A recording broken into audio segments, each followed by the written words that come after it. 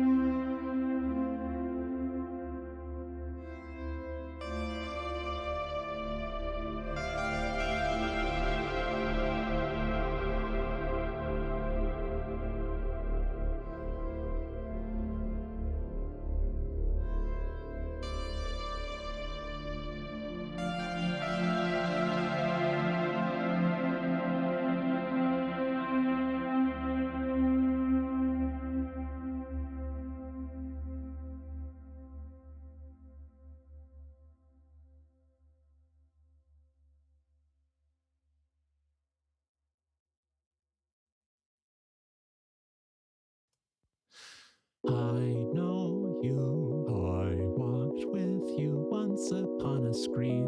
Fortuna, she gossips through gunshots on repeat.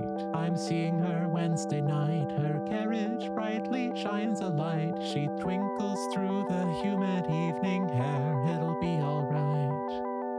I know you. We spoke of this once or twice a week. Fortuna, our road months were fun. We learned some things, but I'm seeing her Wednesday night. It's different when I see those pearly whites in person. Christ, you've got me lurching for my quill again. I ride your eyes of amethyst, adrift amidst the birth of night. That hint of sanguine as the moonlight hits your fur stride. That silver Hello. snaggle tooth I catch reflecting windows back at me. Hello, hello. Of peppermint thy class, perfection in those blackened teeth. That sultry purr of yours, so turbulent yet sweet as clementine. That holy softness kept within. Hello, how are we doing tonight? That thing your ears do when I say you're my best friend. We should do this again. We should do this again. We should do this again. We should do this again. We should do this again. My microphone is picking up a lot of noise. Tired. I see. I'm also kind of tired. I slept like shit for like 2 nights in a row.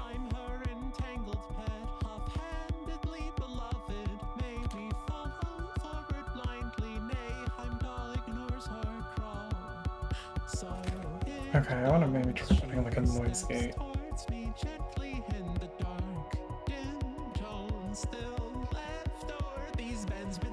Kind of stressed, but I was alright. What about you? I am doing okay, all things considered.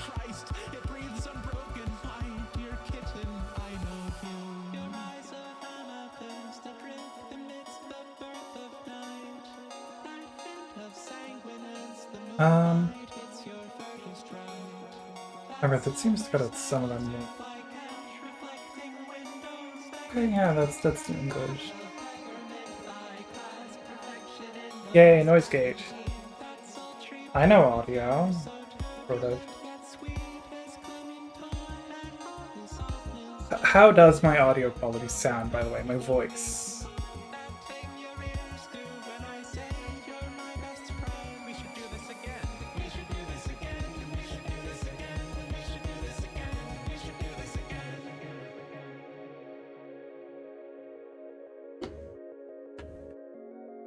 Very clear. Okay, good. I don't know, I downloaded the VOD of last stream, and it's something that's been bothering me a lot. Is there's this weird scratchy noise coming from my audio. I don't know what causes it. I think it might just be a microphone issue. I don't have the most pricey state-of-the-art microphone at all.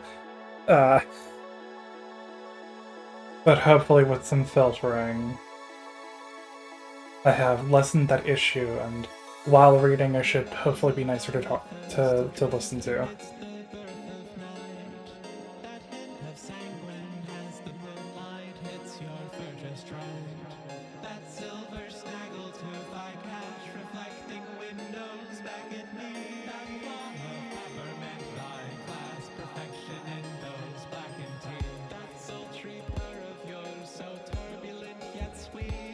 Yeah, my mic isn't like picking up every little bit I touch either, so maybe the clicking noises will be filtered out as well.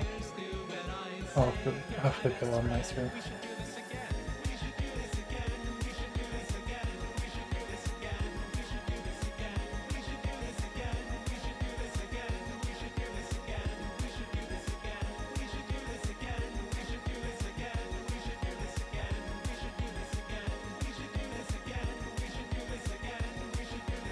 Sounds really nice.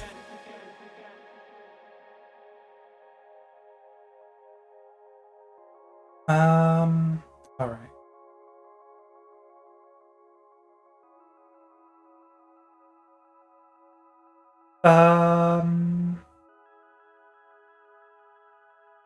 So Like last time, same concept. We're just continuing from where we left off.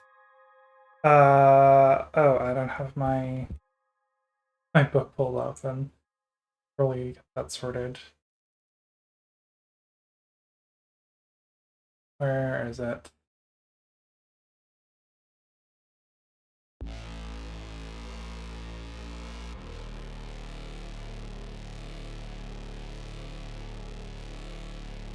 There we go.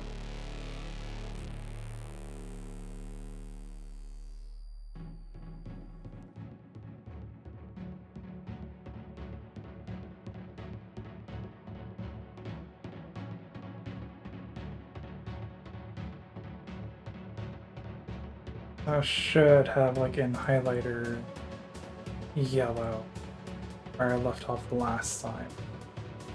I think it's like page 40 something. Let's just get that ready now. There we go. Feminist depictions of trans women. Okay, that's sorted.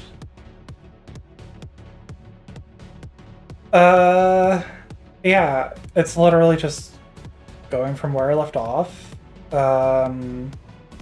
Last time we read, Julia Serano defined a lot of terms, and given that they're from 2007, I was a little bit surprised at how different some of the terms were. Right.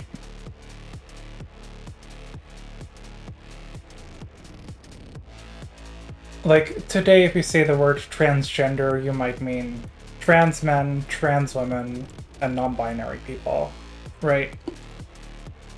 In 2007, the way Julia Serano describes it, it's basically any person with any kind of gender variance is considered transgender, including feminine men, masculine women, which would include me under the category of transgender,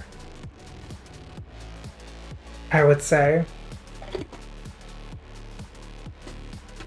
And that feels very strange, considering, you know, we just say gender non-conforming nowadays, right? And she also defines like a distinction between transgender and transsexual, right? Where transgender is just the presentational parts, transsexual is very much about like living as the other sex, right? Which I think today is a bit outdated. It's kind of strange, but it seems like it would make sense at the time. Yeah, it's 2007. Even Julia Serano in the books itself says transgender as a word is very imprecise and loose and lumps together a bunch of people with extremely different experiences, right? Now, even today, the word transgender, you know, broadly speaking, yeah, there's varying experiences, right? Like, the experiences of trans feminine people aren't going to be the same as the experiences of trans masculine people, but, like, you know, the experiences of lesbians aren't going to be the same as the experiences of gay men. They're still both homosexuals, right? Like, that feels like nitpicking at that point. And we have other more precise terms to like talk about specific issues like trans feminine, trans femme, trans mask, TMA, TME, and that kind of stuff to describe some of those differences in how people are treated based on gender nowadays, right?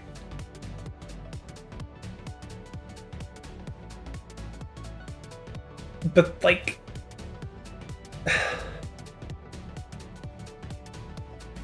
the words like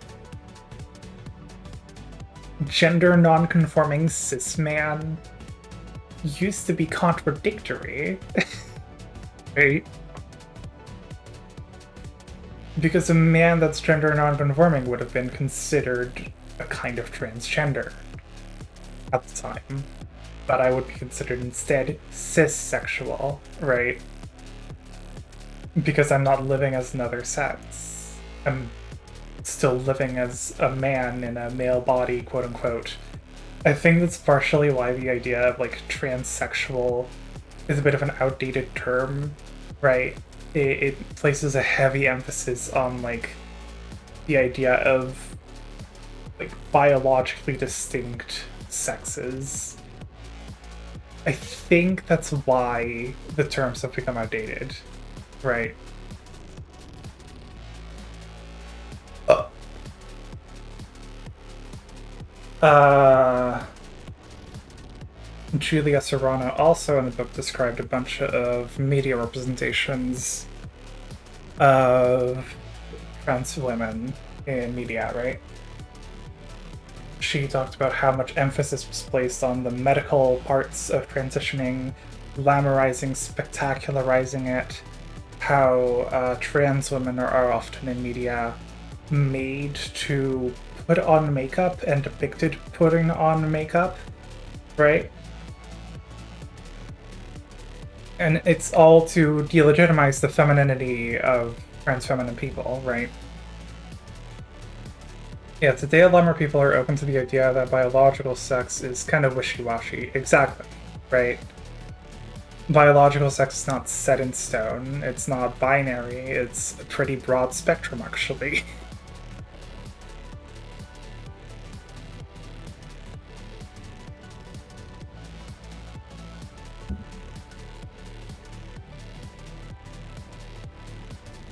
I'm gonna turn down the music a little bit. It's a bit loud in ears. There we go. Um, where she also talked about media representation of trans women. She also described like the stereotypes of like the deceiving trans woman and the pathetic trans woman, right? Where the presence of the penis basically decides whether a trans woman in a movie is one or another. I'm just trying to catch people up in case they hadn't watched the first stream. But if you want to watch the first stream, the VOD is on YouTube.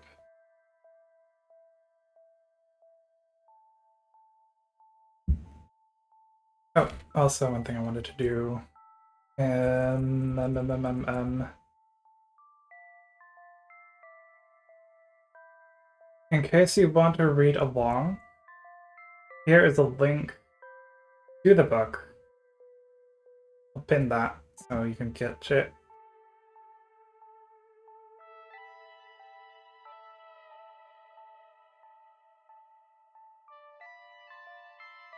And in case you're watching the YouTube VOD, I'll put it in the description. And read the book for free. It's a good read. And we are on page 41, just in case.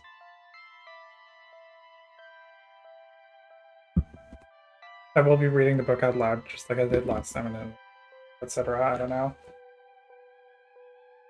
I'm being way too fucking my ass with technicalities. Ugh.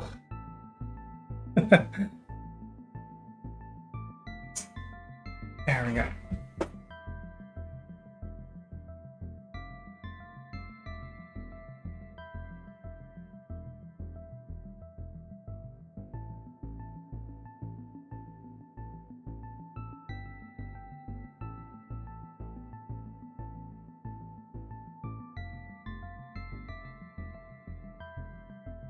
So I think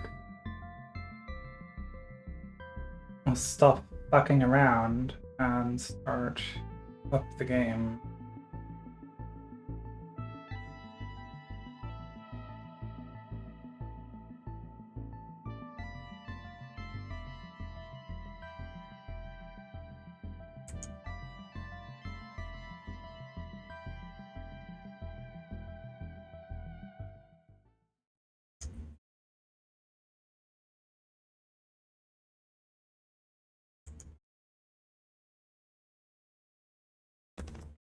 And again, if in chat you have any questions about the book itself and what I'm reading, or a little bit you might want to explain to have explained more, feel free.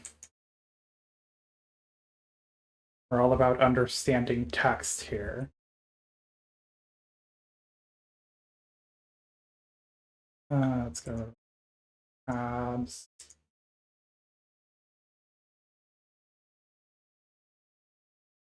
There we go. Reading, gaming. Yep. Playing.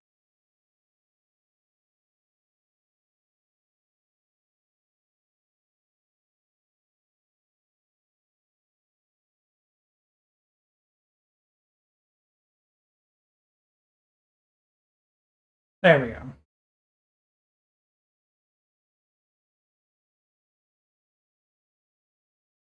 Let's die a bunch of times. I feel like this really changes the experience in playing Celeste a lot, actually. Because normally in Celeste, you die, you respawn, it's totally fine. You can die hundreds of times, and it's like not too frustrating because dying is very forgiving. If every time I die, I have to spend like 5 minutes reading a book, oh my god, that's so much more annoying. This might be the worst way to read this book.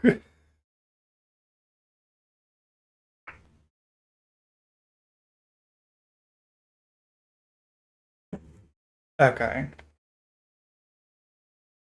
Golden Ridge is easily like my favorite chapter in the game.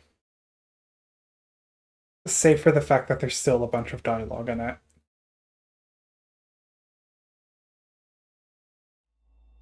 The yummy Celeste audio in there. There we go. Alright.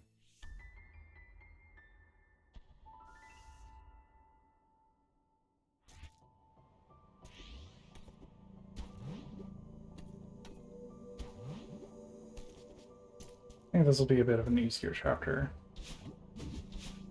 Pretty good about this one. This canonically happens. Madeline does this every time she fails a jump. Every time she fails a jump, someone has to read a page, trans feminist literature, to revive her, obviously.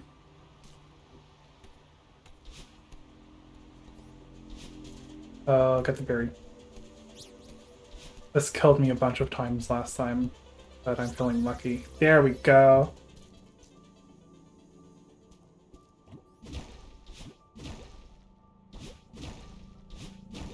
Oh my god, I forgot the berry.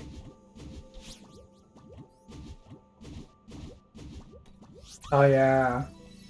I think I actually got like all of the strawberries in the first chapter.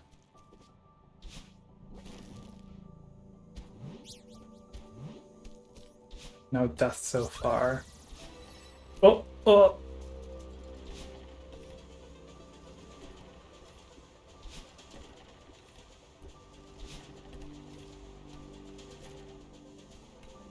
Okay.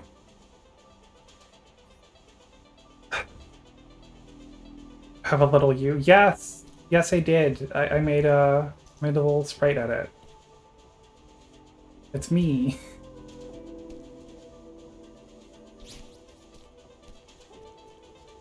Oh my god. Okay, there we go. There we go. I kind of want to get the strawberries early on, because it forces me to actually play a slightly more difficult version of the game as well. Which in chapters that I consider easy, I think it's a fair thing to do. But my god, yesterday the stream ran for 5 fucking hours. Oh my god. Okay.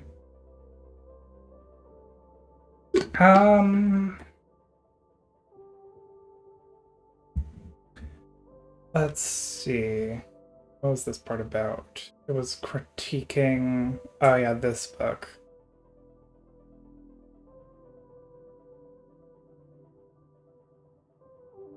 Right. Other feminists, particularly those who embrace gender essentialism, believe that trans women foster sexism by mimicking patriarchal attitudes about femininity, or that we objectify women by trying to possess female bodies of our own. That's what this part is about, I think, broadly.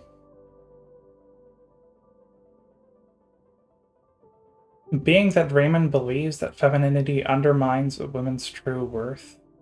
Get rid of this.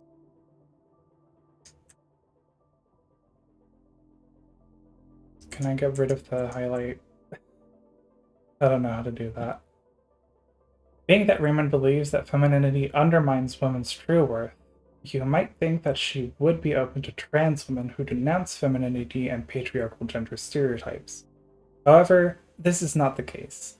Instead, she argues, as the male to constructed female transsexual exhibits the attempt to possess women in a bodily sense, while acting out the images into which men have molded women, male to constructed female who claims to be a lesbian feminist attempts to possess women on a deeper level. Throughout the rest of the chapter, she discusses how lesbian feminist trans women use deception in order to penetrate women's spaces and minds. She says, although the transsexually constructed lesbian feminist does not exhibit a feminine identity and role, he does exhibit stereotypically masculine behavior.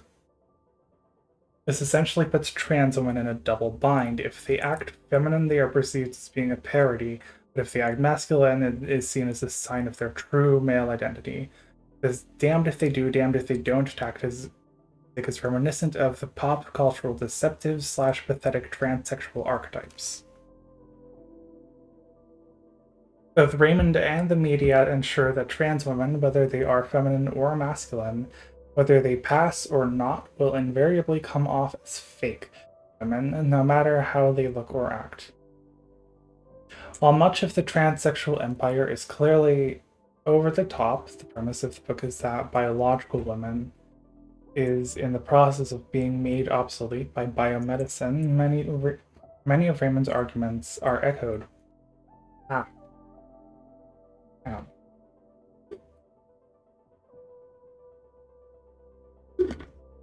Many of Raymond's arguments are echoed in contemporary attempts to justify the exclusion of trans women from women's organizations and spaces.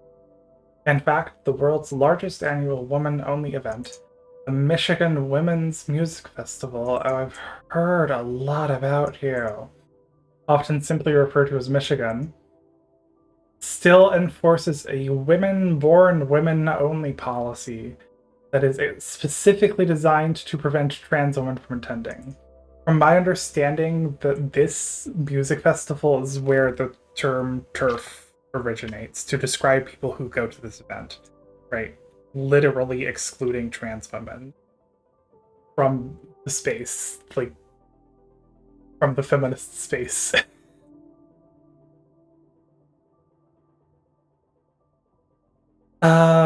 Many of the excuses used to rationalize trans women's exclusion are not designed to protect the values for.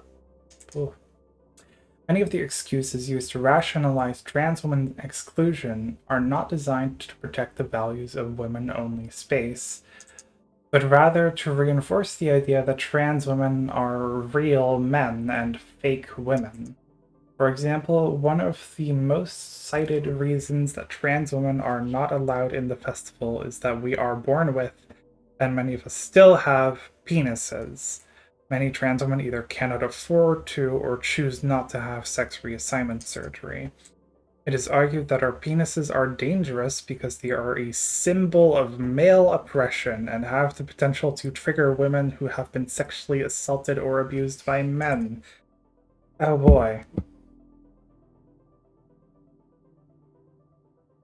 So penises are banned from the festival, right? Well, not quite. The festival also does not allow women to purchase and use The festival does allow women to purchase and use dildos, strap-ons, and packing devices, many of which closely resemble penises. So phalluses in and of themselves are not so bad, just so long as they're not attached to a trans woman. Okay, wow. Starting off with a really heavy part.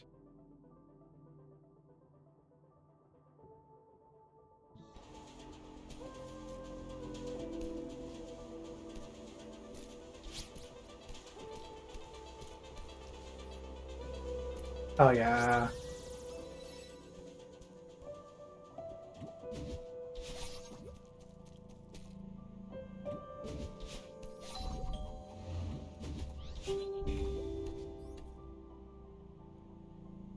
I feel like Golden Ridge is the level on Celeste that really teaches you to like think about the direction you're dashing in.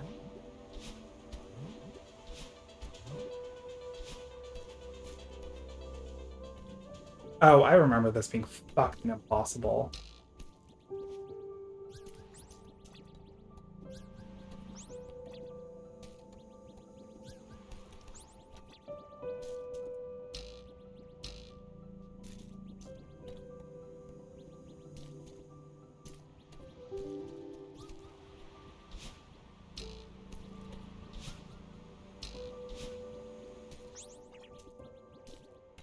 I genuinely don't remember how I solved this one.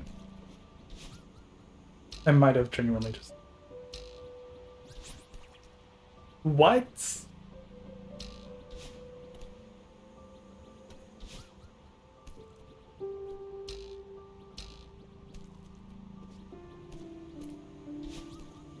I'm not sure if I should go after this strawberry for too long, because this is not an opportunity to die and read.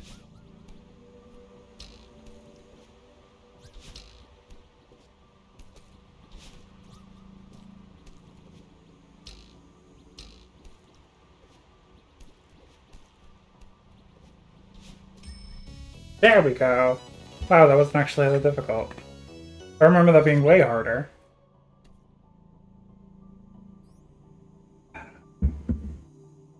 Okay.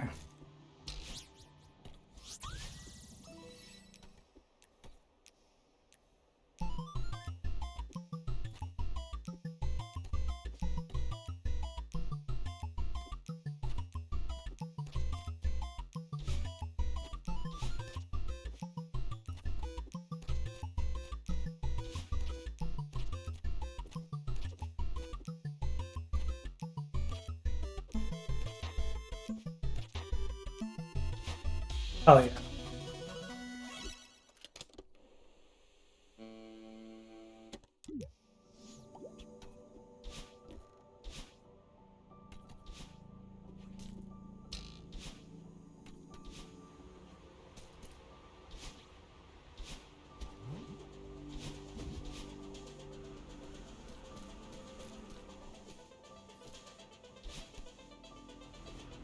Oh boy.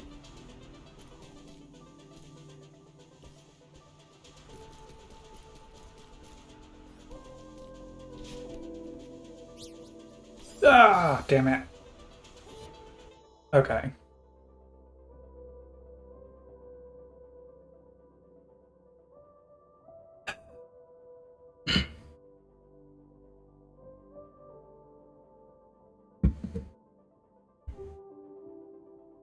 Another reason frequently given for the exclusion of trans women from Michigan is that we supposedly would bring male energy into the festival.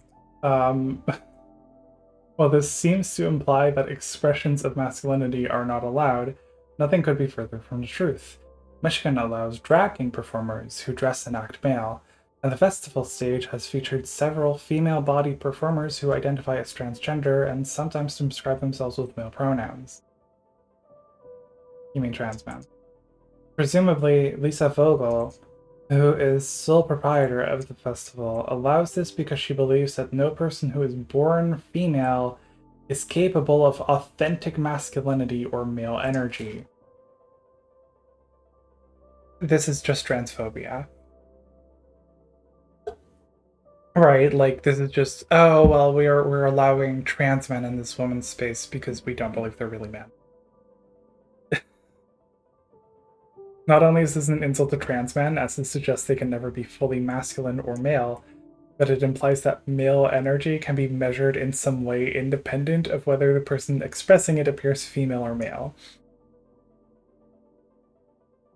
Male energy. Male energy. That's fucking stupid. We're believing in energies now. Be transphobic. This is clearly not the case. Even though I am a trans woman, I have never been accused of expressing male energy, because people perceive me as a woman. When I do act in a masculine way, people describe me as a tomboy or butch. And if I get aggressive or argumentative, people call me a bitch. My behaviors are still the same. It is only the context of my body, whether people see me as female or male, that has changed. This is the inevitable problem with which is the inevitable This is the inevitable problem with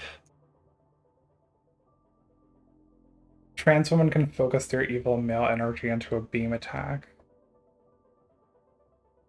Yeah. Wait, huh?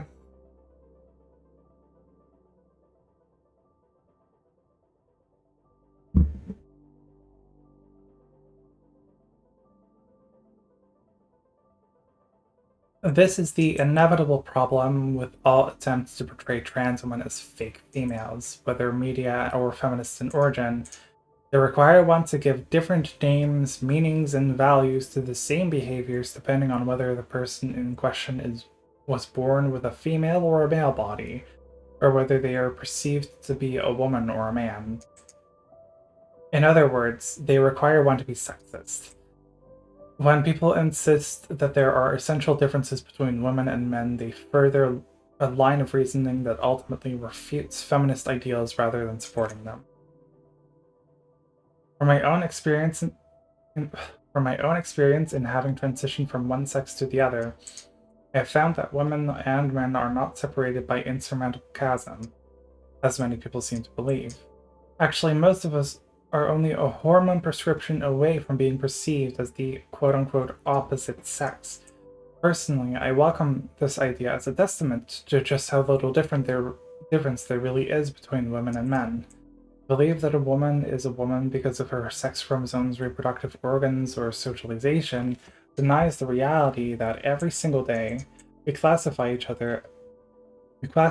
person we see as either female or male based on a small number of visual cues and a ton of assumption. The one thing that women share is that we are all perceived as women and treated accordingly. As a feminist, I look forward to a time when we finally move beyond the idea that biology is destiny and recognize that the most important differences that exist between women and men in our society, are the different meanings that we place onto one another's bodies.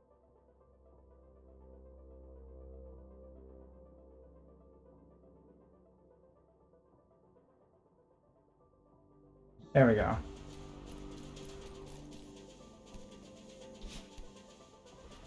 Ugh. Okay.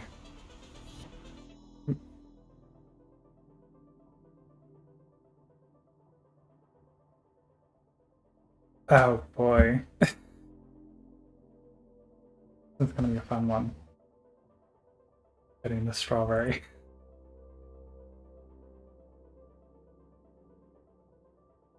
Before and after, class and body transformations. Transsexual lives are full of obstacles: childhood isolation, denial, depression, coming out, and managing our gender difference in a less than hospitable world. We have to navigate the legal limbo that surrounds what sex appears in our driver's licenses and passports, which restrooms we can safely use, and who we are allowed to marry. Many of us face workplace discrimination, police harassment, and a constant threat of violence.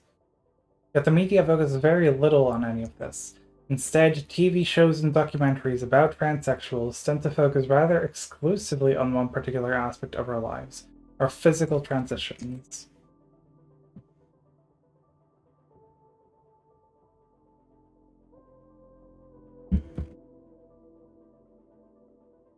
Such transition-focused programs always seem to follow the same format, which includes rigorous discussions of all the medical procedures involved, hormones, surgeries, electrolysis, etc., and plenty of the prerequisite before and after shots. Before I transitioned, I found these programs predictable and formulaic, but I also found them helpful to a certain extent. As someone who had often thought about changing my sex, they give me a certain understanding of what I might be able to expect if I were to pursue such a path myself. But of course, I was a demographic anomaly. Clearly, these shows were being made by and for people who did not identify with the trans person in the program and who were not contemplating sex reassignment themselves. Back then, I never really questioned why a non-trans audience might be so interested in the minutiae of transitioning process and trans-related medical procedures. Now, 5 years of living as an out transsexual, I've come to realize that these documentaries and TV programs reveal an even deeper underlying compulsion on the part of many cissexual people. One that goes way beyond natural curiosity to dwell almost exclusively on the physical aspects of the transition process when contemplating transsexuality. Like most transsexuals, I have scores of anecdotes that highlight this tendency. During the question and answer session at a literary event, after reading a piece about the murder of trans woman Gwen Araujo, I was asked by an audience. I really hope I'm pronouncing that right. I was asked by an audience member if I had any electrolysis done on my face. After I did a workshop for college students on binary gender norms and the way we project our ideals. After I did a workshop for college students on binary gender norms and the way we project our ideals about gender onto young people, a young woman asked me several questions about whether or not I'd had a sex change operation. Oh, I think this line keeps going. Alright. Continue from there. How are we holding up? 3 people in chat? Is the book interesting? I mean, it's a thing I've heard about, like, theory content in general on the internet. Like, after 3 or so episodes, and especially after the first episode, there's just a drop off in viewership. I should have expected that.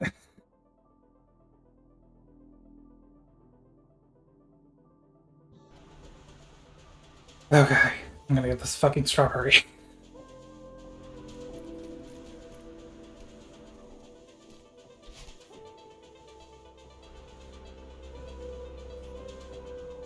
Oh.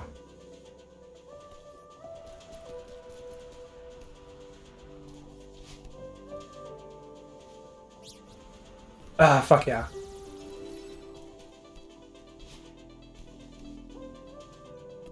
This fucking area.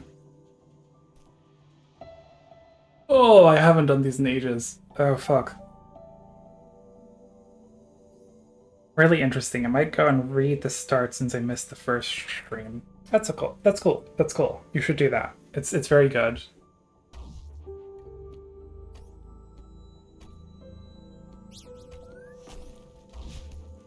Oh, fuck. Oh, I fucked myself, didn't I? Did I? Ooh. Okay, maybe I'm fine. Maybe I'm fine.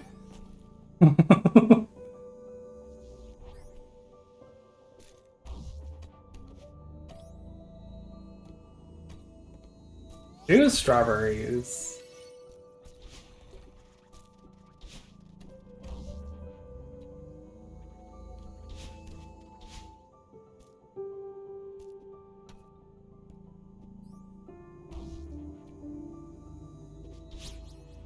Oh! Oh! Oh my god.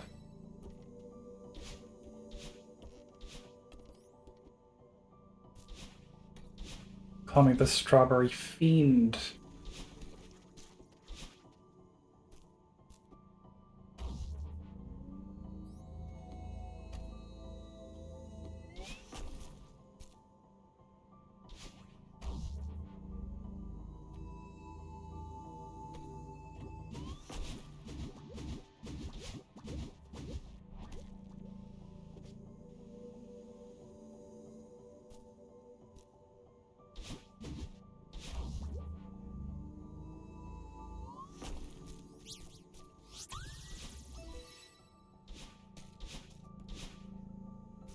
I think what I'll do is if I beat this game before I finish the book, I'll go back and get more strawberries. That might be a fun additional challenge. Because I feel like if I start doing the B-sides, I won't get through one. Um,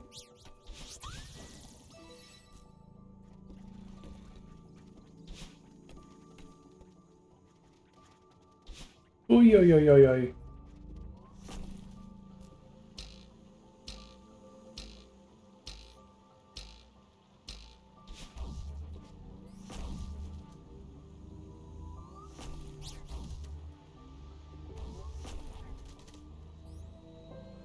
This is honestly too easy.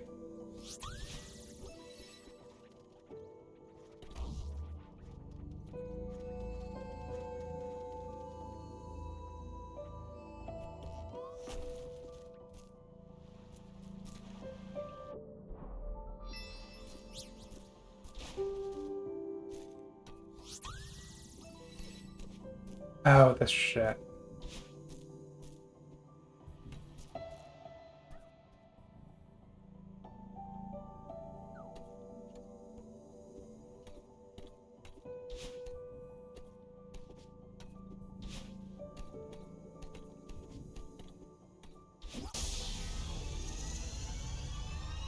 Hello, Summerfell.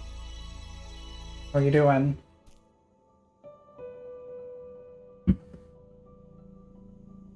So your last stream. I hope you're enjoying the videos, the streams.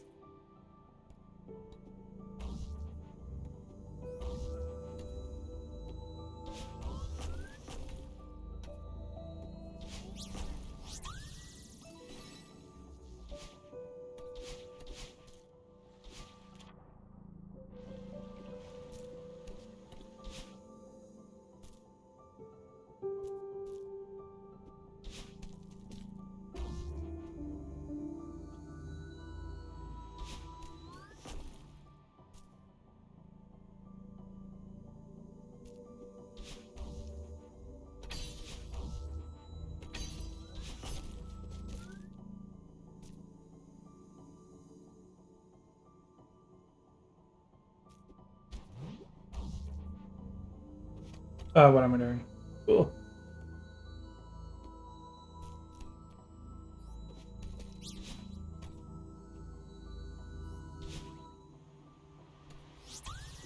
Okay, game, give me a challenge. I need to die more.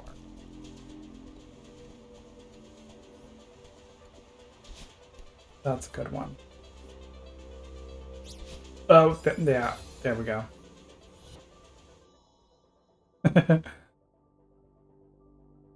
Don't think I actually remember how to fucking... Okay.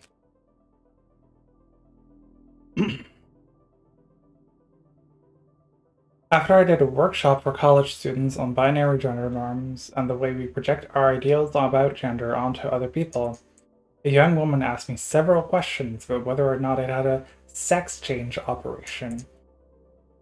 After creating switchhitter.net, my coming out as trans website, I received an angry email from a stranger complaining that I did not put any before and after pictures up on the site, as if the 3,700 word question and answer sections in the 4,500 word mini autobiography Describing my experiences as being trans wasn't sufficient for that person to fully grasp my transsexuality. He needed to see the changes firsthand.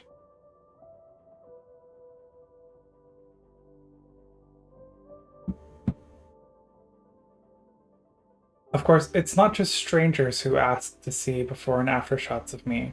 When friends, colleagues, or acquaintances find that I'm trans, it is not uncommon for them to ask if I have any before pictures they can see. As if I just so happen to keep a boy photo of myself handy, just in case. I usually respond by telling them that before I transitioned, I looked exactly like I do now, except that I was a boy. They never seemed particularly satisfied with that answer.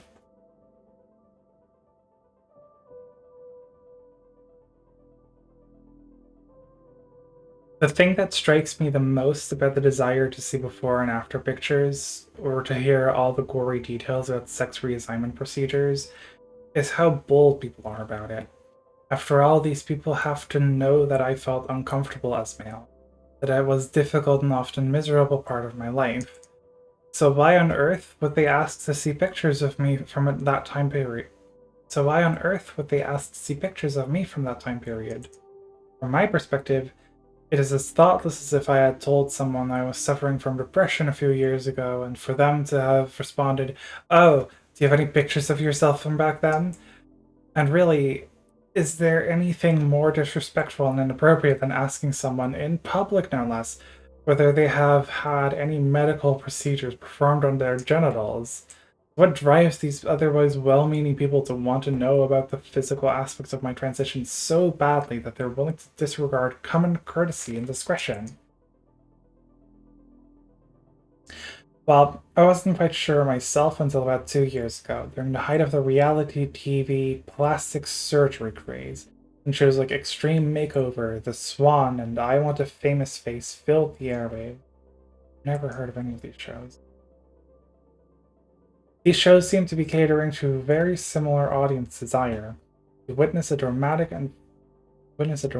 physical transformation process, complete with before and after photos of the subject.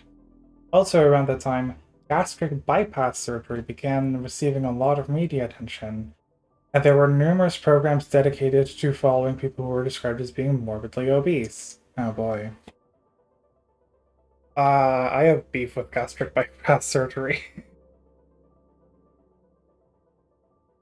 I'm sure we all know about that one, though. Like, I don't want to get into it too much.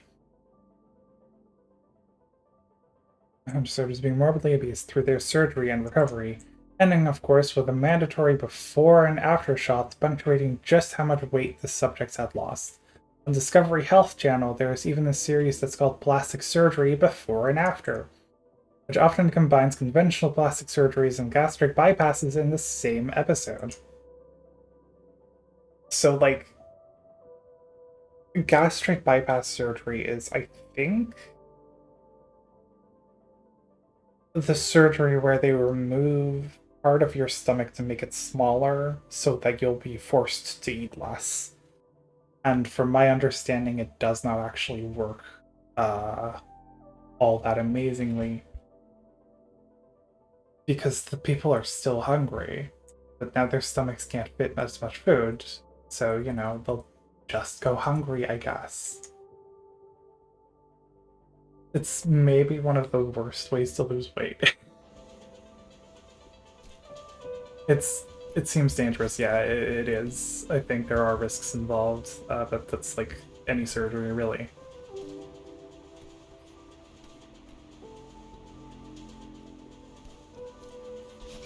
No, I'm fucked.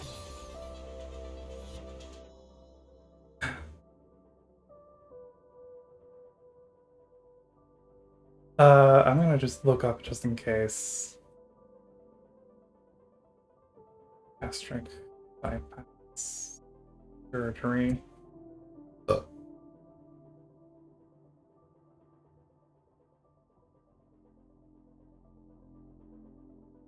Oh, that's ooh. Yummy snack. Thank you for the yummy snack.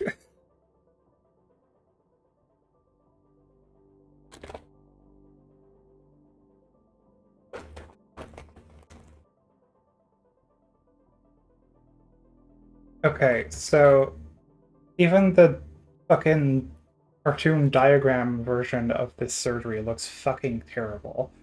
Um, Gastric bypass surgery refers to a technique in which the stomach is divided into a small upper pouch and a larger lower remnant pouch, where the small intestine is rearranged to connect to both. Surgeons have developed several different ways to reconnect the intestine to several different gastric bypass procedures. Any GBP leads to a marked reduction in the functional volume of the stomach, accompanied by an altered physiological and physical response to food. The operation is prescribed to treat severe obesity, defined as a body mass index greater than 40. Oh my fucking god. You're kidding me. I've had a body mass index greater than 40. You're kidding me. Like,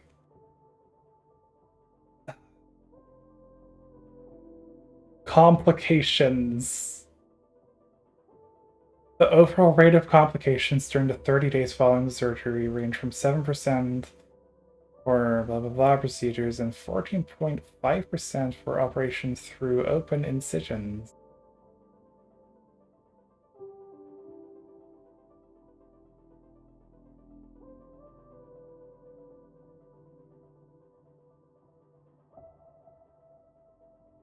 Yeah, there's a bunch of a bunch. There's so many complications. Nutritional deficiencies are common after gastric bypass surgery and are often not recognized. Oh boy. Okay, let's stop talking about this. This fun surgery where we torture fat people.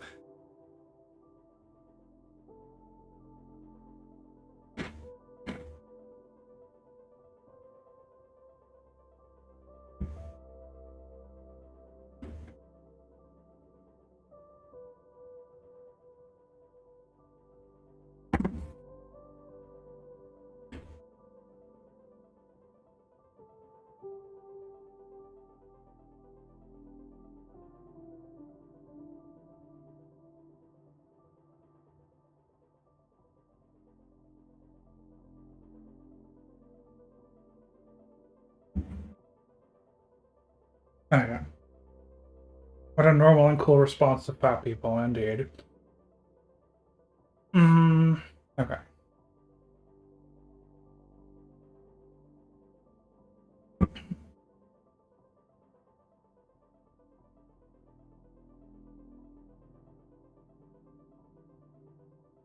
Oh wait, I just died, right? I already forgot. I'm just gonna read anyway. What really impressed me about these shows was how similar they are in format to many of the transsexual documentaries I've seen. They feature subjects who are unhappy with their bodies in some way, sympathetic and able doctors who describe the forthcoming procedures in great detail, hospital shots on the day of the surgery and immediately afterwards, a final scene after full recovery where the subject talks about how happy they are with results, and side by side before and after photos that demonstrate the remarkable transformation in its entirety. Sometimes these shows are even set to slightly disturbing music that, when combined with the narrator's dramatic voiceover, I've seen American television slightly disturbing is probably underselling it. When combined with the narrator's dramatic voiceover, impresses upon the viewer that they are watching something that is simultaneously wondrous and taboo. The only significant difference between many transsexual documentaries and these plastic surgery shows is that the former required little more background, an explanation as to why the subject wants to change their sex in the first place. Presumably, the desire to become thinner or more conventionally attractive needs no explanation. Yeah. That's a real thing with like weight loss stuff in general. Like apparently we don't need to construct reasons as to why a person might want to lose weight. it's just self-evident. It's so societally accepted that it's a good goal to work towards. That, like, oh my god. I don't want to get into it. I'm not getting into it. This isn't about that. So why do plastic surgeries, gastric bypasses, and sex reassignment procedures receive such similar treatment in these programs? It's not simply because they all portray cutting-edge medical procedures. After all, there are plenty of shows that feature various medical techniques and surgeries, but they are generally far more serious and less sensationalistic in tone. Nor can it be said that the rarity of these procedures Nor can it be said that the rarity of these procedures leads to the public's fascination with them. While sex reassignment is still fairly rare, 9.2 cosmetic plastic surgery procedures and an estimated 140,000 gastric bypass surgeries were performed in 2004. It also can't simply be that these shows depict transformations of some kind. After all, one occasionally sees behind-the-scenes programs about Hollywood makeup artists and costume designers who can drastically change an actor's appearance. Yet they are never given the sensationalistic spin that these other types of transformations receive. There are also plenty of programs that feature non-surgical makeovers. For example, Queer Eye for the Straight Guy. God, that show sucks. And What Not to Wear. But they tend to have more laid-back and informative feel, seducing the audience with their you can do this yourself attitude, in contrast to plastic surgery and sex reassignment shows, which have a far more cold and voyeuristic feel to them.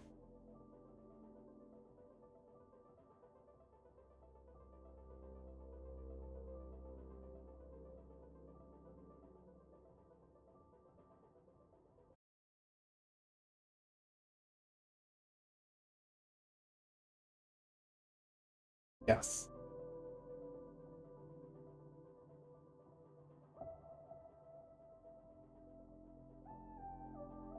Oh. Oh, we had an internet cutout. Oh boy, what happened?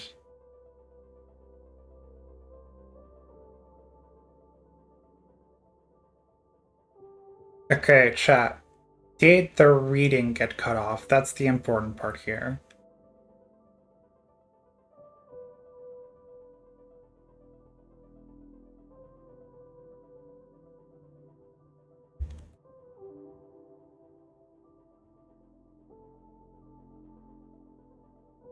As long as the reading doesn't get cut off, I don't mind.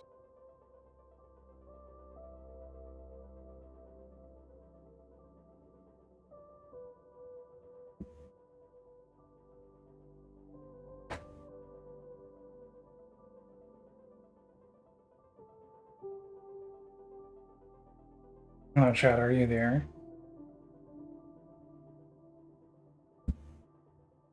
That is unresponsive. Oh boy, what happened?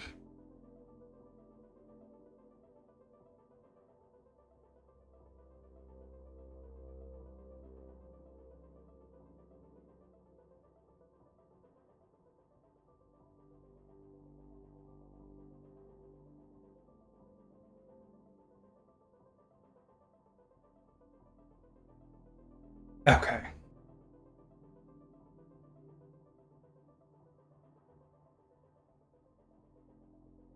Chat is still unresponsive.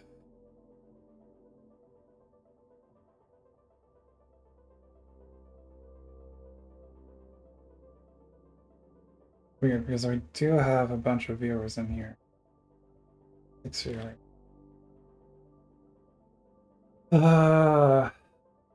Okay, I'm gonna just keep reading.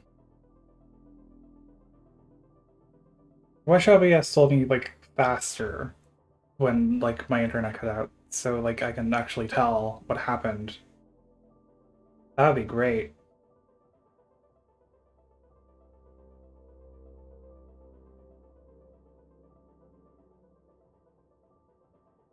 It also can't simply be that these shows depict transformations of some kind. After all, one occasionally sees behind-the-scenes programs about Hollywood makeup artists and costume designers who can drastically change an actor's appearance.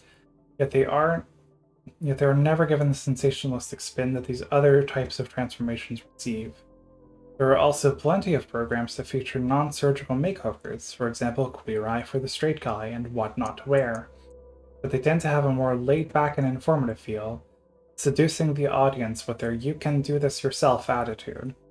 In contrast to plastic surgery and sex reassignment shows, which have a far more cold and voyeuristic feel to them.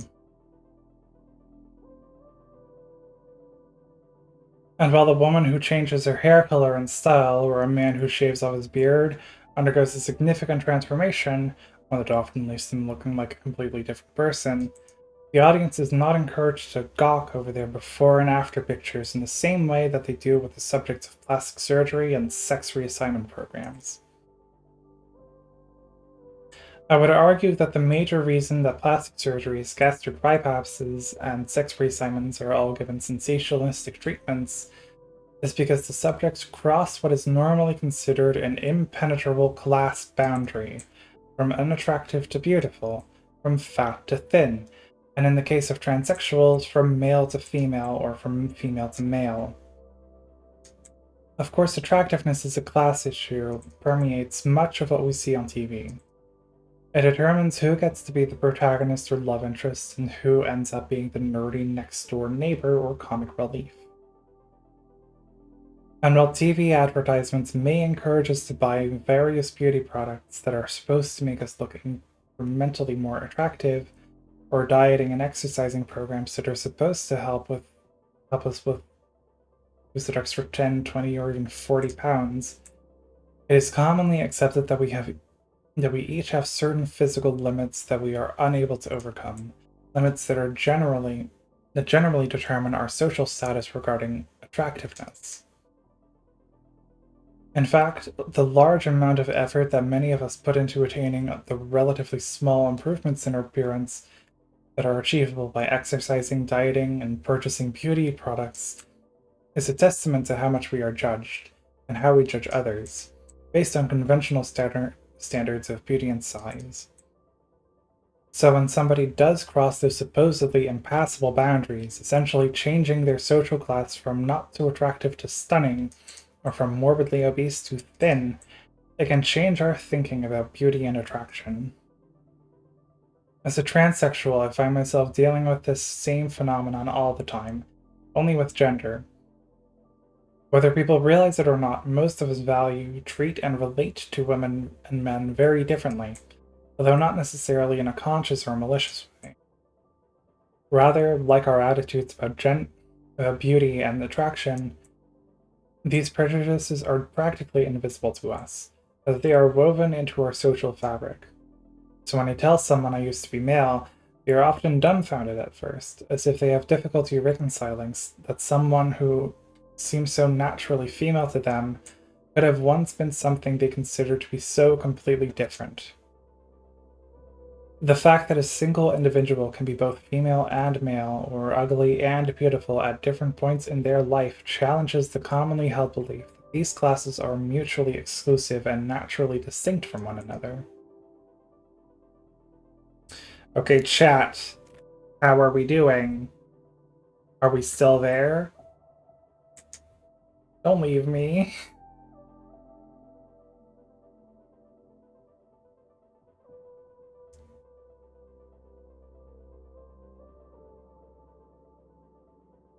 Okay, there we are. Hello, Skinned121. Not a new chatter. I don't recognize you though. That's crazy.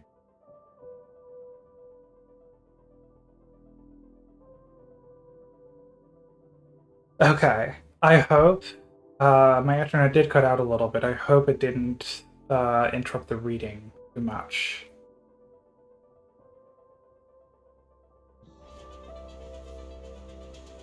Let's get this fucking strawberry.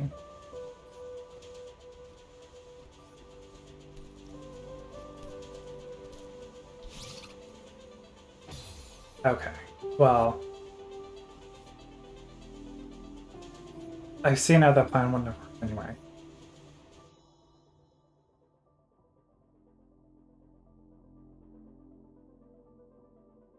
Yummy Slurpee. Yeah, I need to get a drink. I ran out of water already, actually. I will be right back.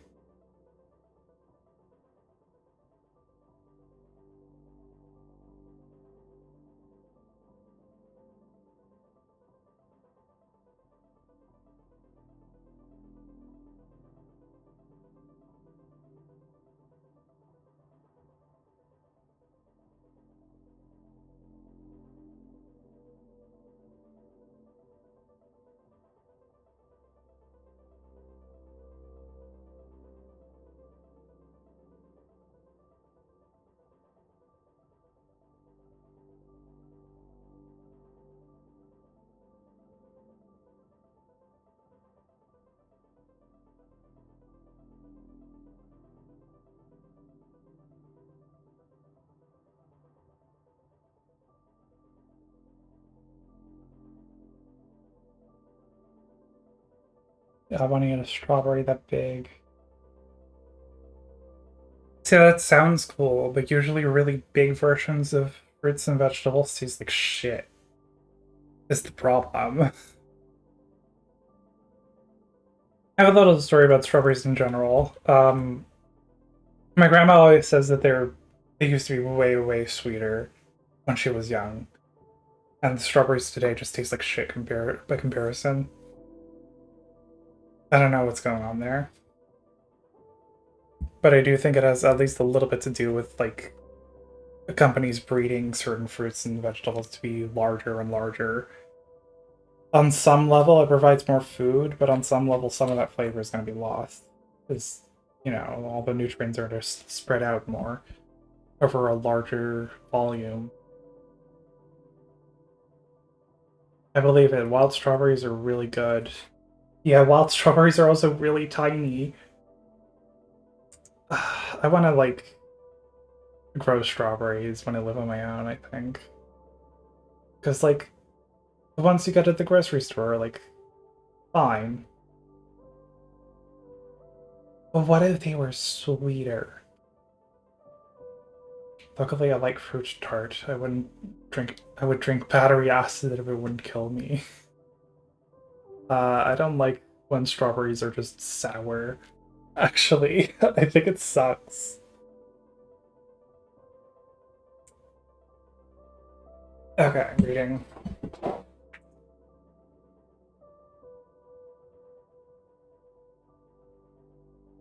Coming face to face with an individual who has crossed class barriers of gender or attractiveness can help us recognize the extent to which our own biases, assumptions, and stereotypes create those class systems in the first place.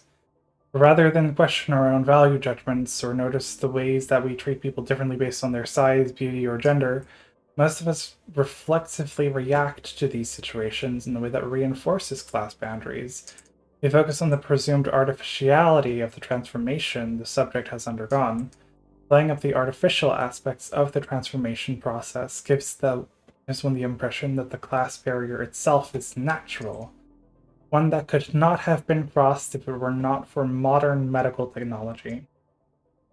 Of course, it is true that plastic surgery and sex reassignments are artificial, but then again, so are the exercise bikes we work out on, and the anti-wrinkle moisturizers we smear on our faces, the dyes we use to color our hair, the clothes we buy to complement our figures, and the TV shows, movies, magazines, and billboards that bombard us with ideal images of gender, size, and beauty that set the standards that we try to live up to in the first place. Class systems based on attractiveness and gender are extraordinarily artificial. Yet only those practices that seem to subvert those classes rather than reaffirm them are ever characterized as such.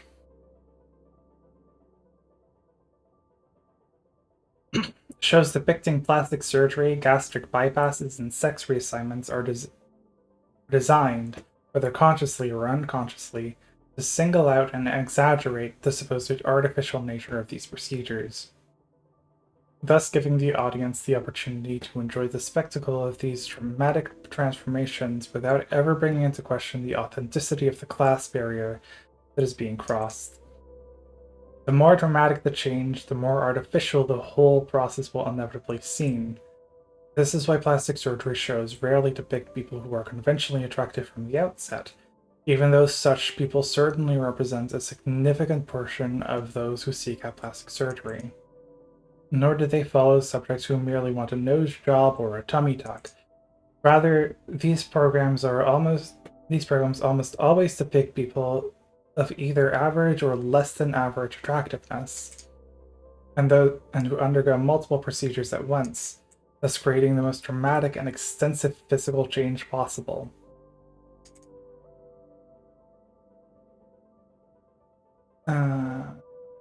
There. There we go. I think I'm giving up on this strawberry. I'm giving up on this strawberry. Not worth it. I'm gonna keep dying there forever. I wanna also play the game at some point. Oh, fucking damn it, I want that strawberry!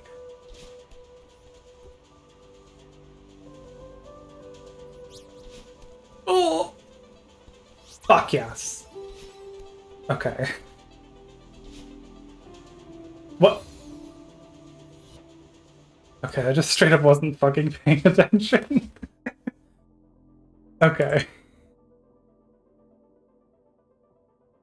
I was like looking ahead. Oh my god. Not paying attention to where I was presently.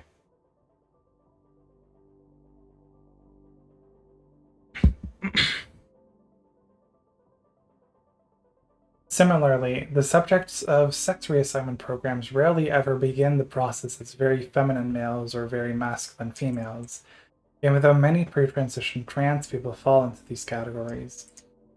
Showing such people transitioning to become trans women and trans men, respectively, would not only make their transformation seem less dramatic, but give the impression that sex reassignment merely confirms the subject's natural gender identity, as opposed to artificially altering the person's biological sex.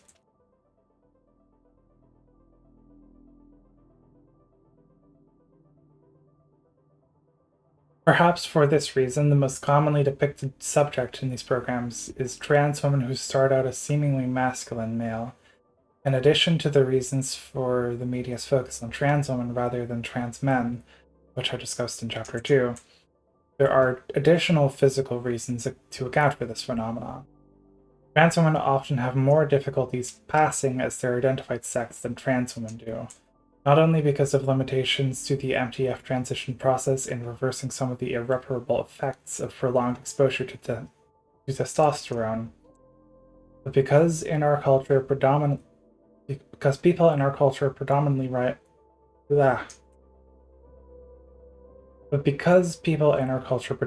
rely on male rather than female cues when determining the sex of other people. Therefore, some trans women require more procedures if they wish to be taken seriously as their identified sex. Sex reassignment TV programs I have seen follow trans women not only through electrolysis, hormone replacement therapy, and bottom surgery, which are all fairly common, but also some less common procedures, such as top surgery to increase the size of their breasts, tracheal shaves to reduce the size of their Adam's apples, and voice lessons to overcome their deep voices.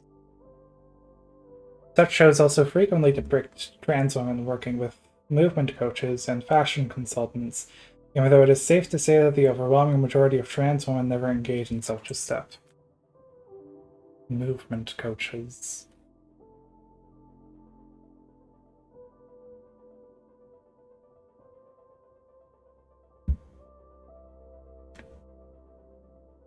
These programs' concentration on trans people who undergo multiple medical procedures or who take lessons to help them pass as their identified sex tends to make invisible the many trans men and women who pass rather easily after hormone replacement therapy alone, or who choose not to undergo all of the procedures commonly associated with transsexuality. Focusing primarily on those trans people who undergo the most procedures during their transitions not only shows a more dramatic change, one that reinforces the idea that sex reassignment is artificial, but also fosters the audience's assumptions that trans people are merely mimicking or impersonating the other sex, rather than expressing their natural gender identity or subconscious sex.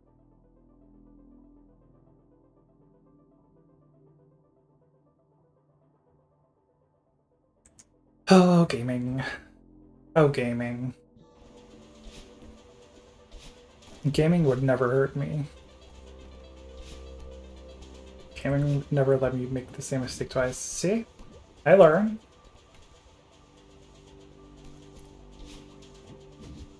There we fucking go, bitch.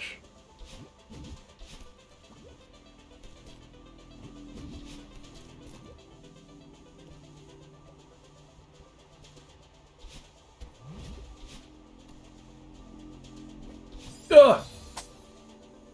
Gaming hurt me.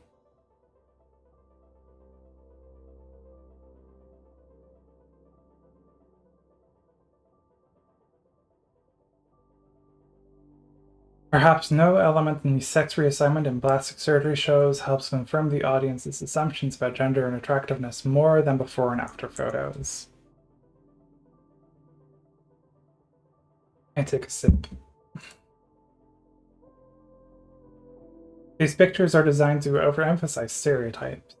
In the programs that feature plastic surgery and gastric bypass surgery, the subject is almost wearing frumpy clothes and frowning in the before picture, dressed smart and smiling in the after picture, adding to the perception that they've become more attractive.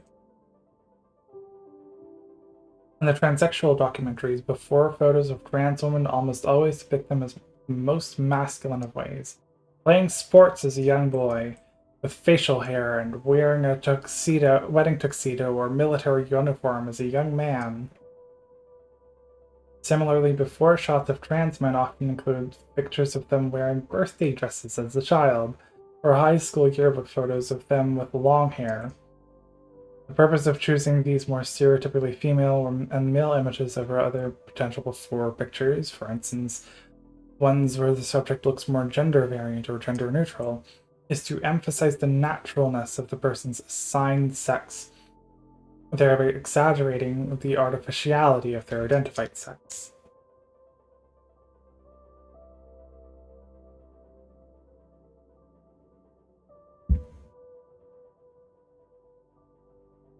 In real life, before and after photos don't always depict such clear-cut gender differences. One time a friend who has only known me as a woman visited our apartment and saw wedding photos of me and my wife, Danny, for the first time.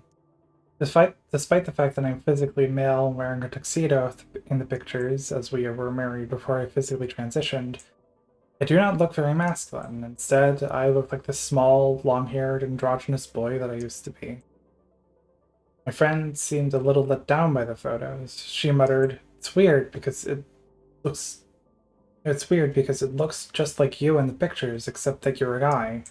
Similarly, whenever old friends meet up with me for the first time since my transition, they almost invariably comment on how strange it is that I seem like the exact same person to them, except that now I am female.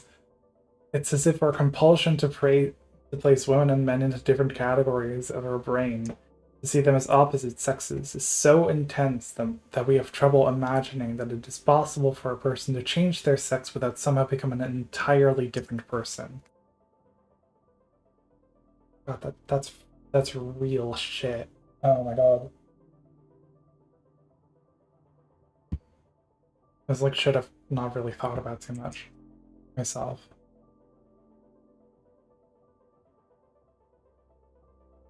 I don't know. It's more so like I guess I know this already and I understand it, but I've never like seen it put to words and seen it pointed out.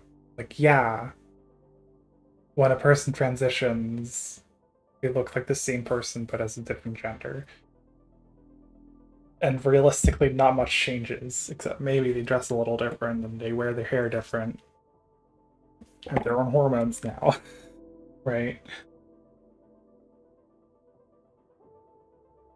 These days, whenever people ask me lots of questions about my previous male life and the medical procedures that helped facilitate my transition to female, I realize that they are making a desperate and concerted effort to preserve their own assumptions and stereotypes about gender, rather than opening their minds up to the possibility that women and men do not represent mutually exclusive categories. When they regress to see my before photos or ask me what my former name is, it is because they are trying to visualize me as male in order to anchor my existence in my assigned sex. And when they focus on my physical transition, it is so they can imagine my femaleness as a product of my medical science. And when they focus on my physical transition, it is so they can imagine my femaleness as a product of medical science rather than something that is authentic, that comes from inside of me.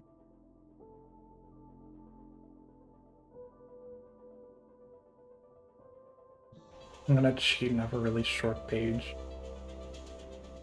I've seen both ways. Sometimes people look very different, but when people are like disappointed that someone looks similar in before photos, that's weird. Yeah. Yeah, like they're making really good points, I think. She's making really good points.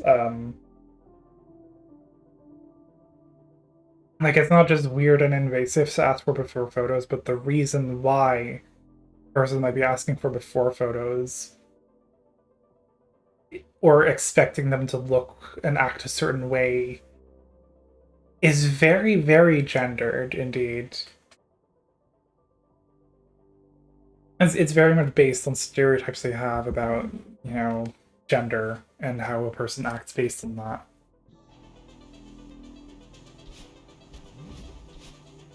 I feel like not only are they expecting like a before and after photo, but they're expecting them to look a certain way and they're expecting them to act and change in a certain way based on gender and like yeah. I think there is just like an underlying regular level of sexism there. Jesus fucking Christ.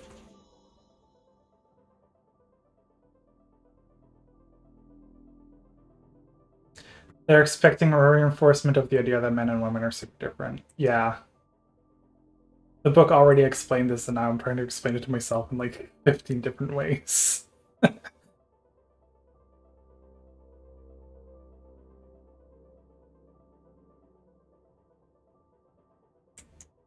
I know that many in the trans community believe that these TV shows and documentaries following transsexuals through the transition process serve a purpose, offering us a bit of visibility and the rare chance to be depicted on TV as something other than a joke. But in actuality, they accomplish little more than reducing us to our physical transitions and our anatomically altered bodies. In other words, these programs objectify us, and while it has become somewhat customary for trans people to allow the media to use our before pictures whenever we appear on TV, this only enables the cis-sexual public to continue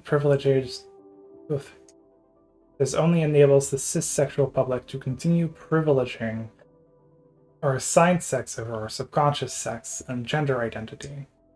If we truly want to be taken seriously in our identified sex, then we must not refuse to indulge. And we must not only refuse to indulge cis-sexual people's compulsion to pigeonhole us in our assigned sex, but call them out on the way that they continuously objectify our bodies while refusing to take our minds, our persons, and our identities seriously. I feel like a sort of similar thing to this is like dead names and how cis people react to them. Cause like there was a post going around on Tumblr a little while ago. A couple weeks maybe. Maybe just 1 week, I don't know. But it was like a trans woman, I think, remarking on the fact that giving a cis person her dead name has them treating like they're like nuclear launch codes. And then the whole rest of the post was a bunch of cis people just like openly admitting that they're constantly nervous they might accidentally use the dead name, and it's like really, it's super common for cis people to just privilege the assigned gender of a person over who they are, right? And that is another example of that, I think.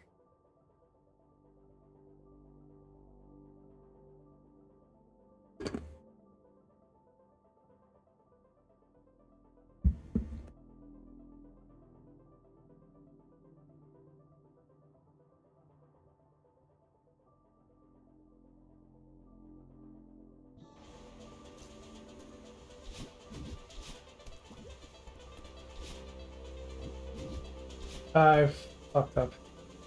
Oh, oh, I got scared.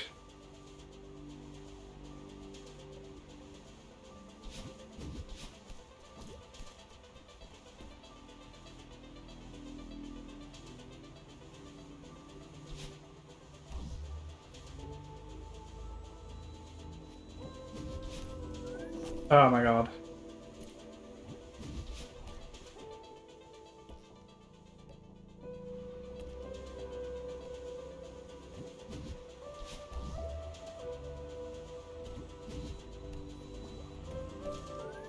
Ah! No! Oh, is that the strawberry?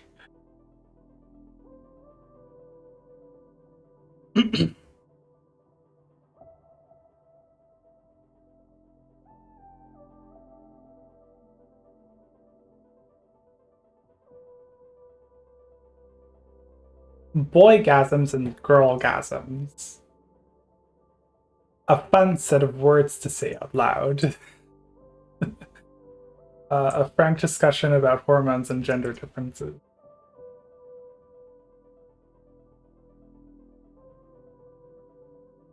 Though I am often reluctant to indulge people's fascination with the details of my physical transition from male to female, I will often make an exception regarding the psychological changes I experienced due to hormones. The reason for this is quite simple. Sex hormones have become horribly politicized in our culture, evident in the way that people blatantly blame testosterone for nearly all instances of male aggression and violence, or the way that women who become legitimately angry or upset often have their opinions dismissed as mere symptoms of their bodily chemistry. Such hormonal folklore has strongly influenced medicine, as evidenced by the countless shoddy, pseudoscientific studies claiming to verify popular assumptions about testosterone and estrogen, where such overt politicization has created a significant backlash of people who now play down the role of hormones in human behavior, who argue that most of their presumed effects, making men overly aggressive and women overly emotional, are better explained by socialization. After all, young boys are encouraged to be aggressive and discouraged from showing emotions, and vice versa for girls.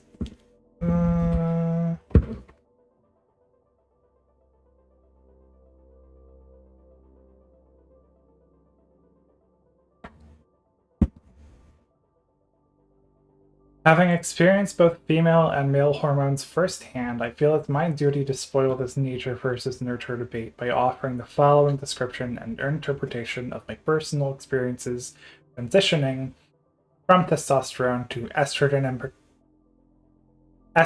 and progesterone. Before I begin, there are two important points that must be made prior to any discussion regarding hormones.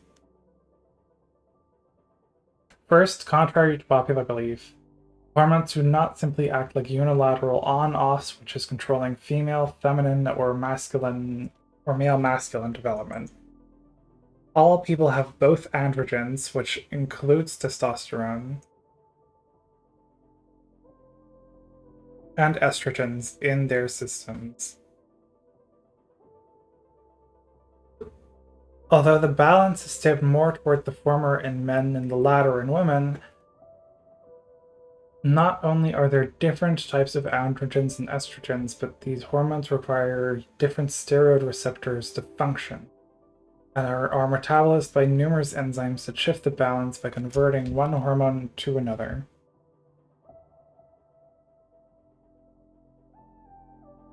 And function by regulating the levels of scores of downstream genes. which are more directly responsible for producing specific hormonal effects.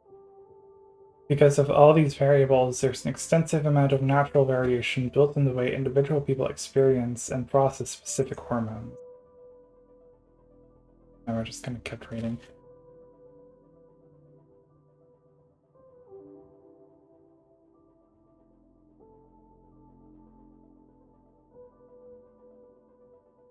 Alright, chat, how are we holding up? Thoughts on what's been discussed so far?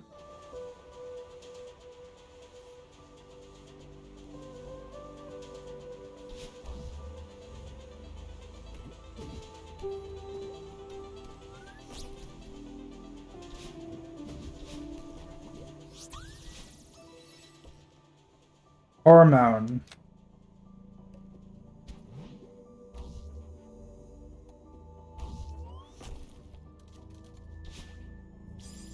Oh my god. Okay.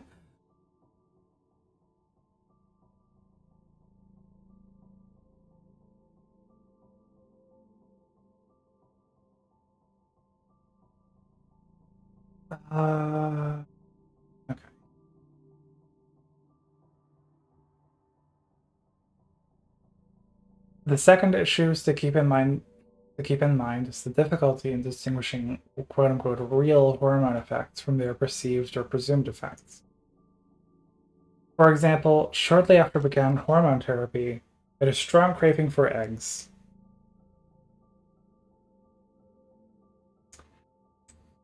I immediately attributed this to the hormones until other trans women told me that they have never had similar cravings. It's kind of funny. So perhaps that was an effect of the hormones only I had, or maybe I was going through an egg phase. It just so happened to coincide with the start of my hormone therapy. Hence the problem. Not only can hormones affect individuals differently, but we sometimes attribute coincidences to them and project our own expectations onto them. Sometimes the lady just craves eggs. I mean, fuck, eggs are really good for you. So many, like, nutrients and proteins and shit. For these reasons, I will limit my discussion here to those hormonal changes I have experienced that have been corroborated by other trans women I have spoken with. Isn't there like a little bit of a stereotype about like trans women really liking pickles or something? I don't really get that one. Also, rather than get into the more physical effects on hormones, i.e. muscle/fat distribution, hair growth, etc., which are not in dispute, I will focus primarily on the psychological changes in my emotions, senses, and sexuality that I experienced early on when I began taking estrogen along with an anti-androgen, which suppresses endogenous testosterone levels to shift my hormonal balance into the range that most adult women experience.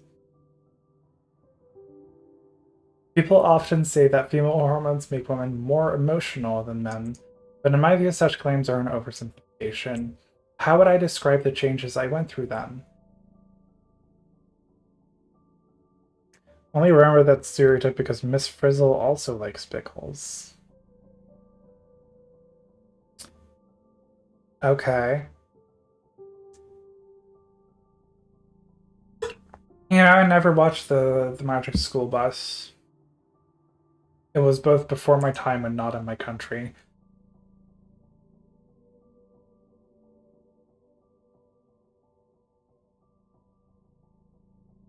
Commonly prescribed anti-androgen, spironolactone, I think, is a diuretic, so it can make you more dehydrated.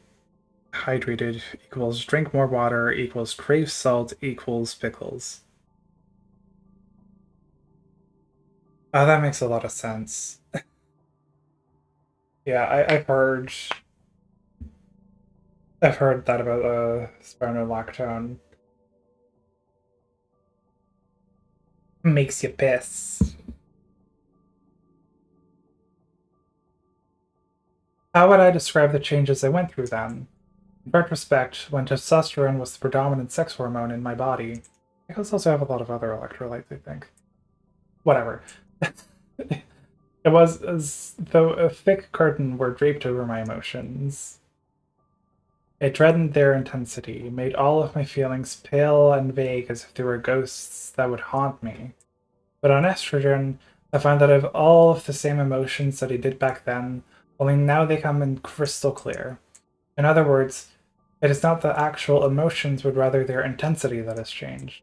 The highs are way higher and the lows are way lower. Another way of saying it is that I feel my emotions more now. They are in the foreground rather than in the background of my mind. The anecdote that perhaps best captures this change occurred about 2 months after I started hormone therapy. My wife, Danny, and I had an argument, and at one point I started to cry, something that was not at all uncommon for me when I was hormonally male.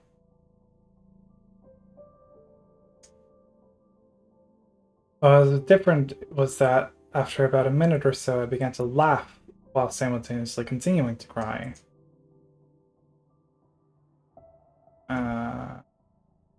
Get it back there.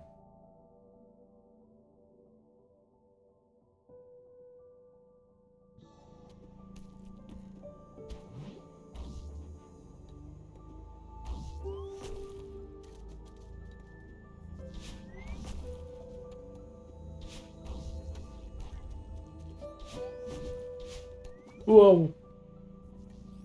This is like an optional, right? Yes. I think one thing that I will do for this stream is as soon as I'm done with this stage, I will just stop streaming. As not to run the risk of, like, the stream running for 5 hours.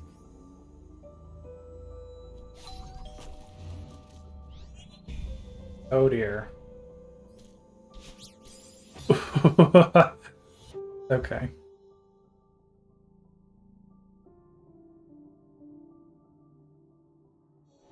No. No, just read. Read.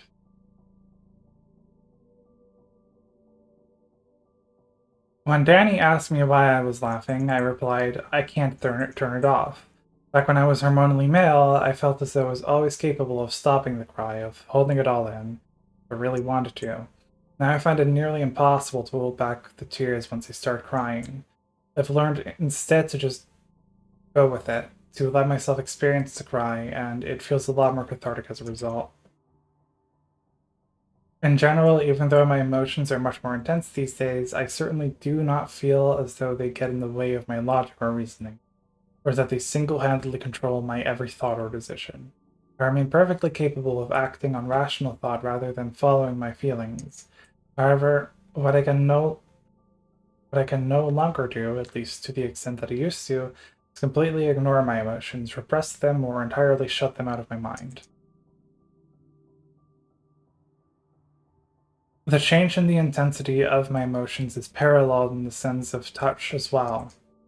I cannot say for sure that my sense of touch has improved or that I am able to feel things that I couldn't before, but it surely plays a greater role in how I experience the world. Whenever I am interested in something, whether it's a book, a piece of artwork, or an article of clothing, or an object or material of any kind, I feel compelled to touch it, to handle it, as though my understanding of it would be incomplete without the tactile knowledge of how it physically feels to me. In contrast, when hormonally male, I generally felt satisfied with simply seeing an object of interest. I'm not fucking relate, I love touching things. I have to like resist the urge to touch things, because what if it's inappropriate? But to be fair, I think that's not a thing.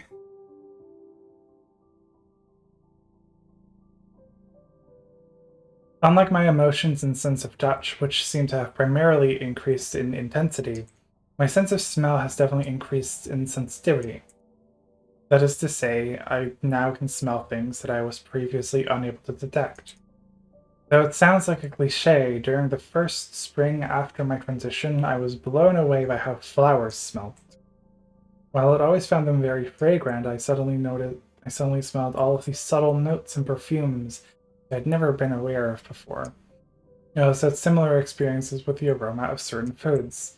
Perhaps the most interesting facet of this change for me has been sensing new smells in people. I take a sniff. I find that men now sometimes have a really strong, somewhat sweet smell to them I had never been privy to before. But it is not simply that I have gained the ability to pick up male odors or pheromones, because I also now detect new smells with women. During my transition, I noticed that when I would kiss Danny or nuzzle my nose into her neck, it felt as though fireworks were going off in my brain. I was barraged with amazingly sweet, soothing, and sensual smells that not only sexually stimulated me, but also made me feel closer to her. Wait, I keep like reading, and I'm like, no, no, the page is a cutoff point. One page. That's the idea.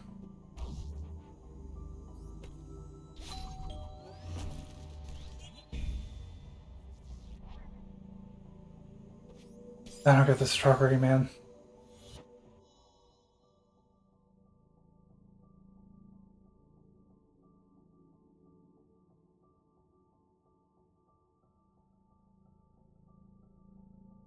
I was barraged with amazingly sweet, soothing, and sensual smells that not only sexually stimulated me, but also made me feel closer to her, as if I were connected to her in a way I hadn't been before. And yet the increase in my senses of smell and touch, and the way I feel more in touch with my emotions, has led me to feel more in tune with the world and with other people. What if estrogen is like a performance enhancing drug?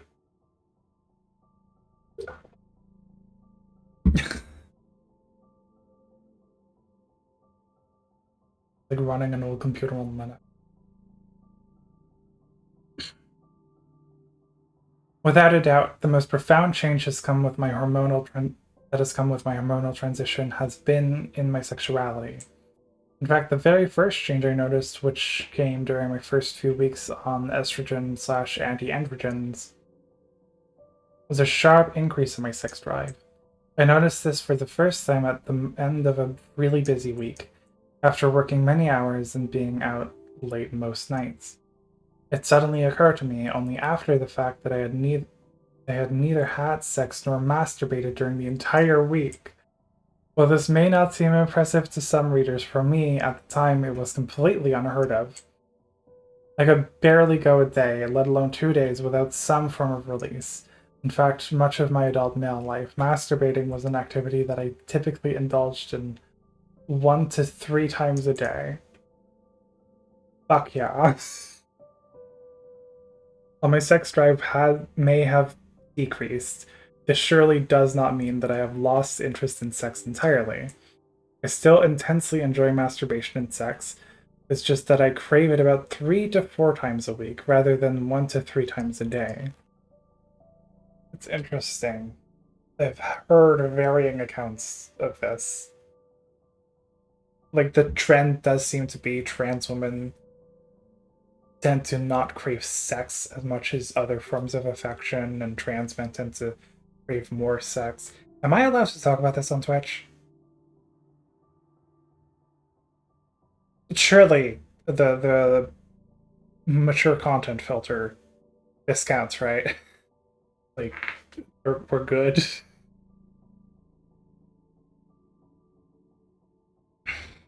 It's educational. True. We're doing sex ad.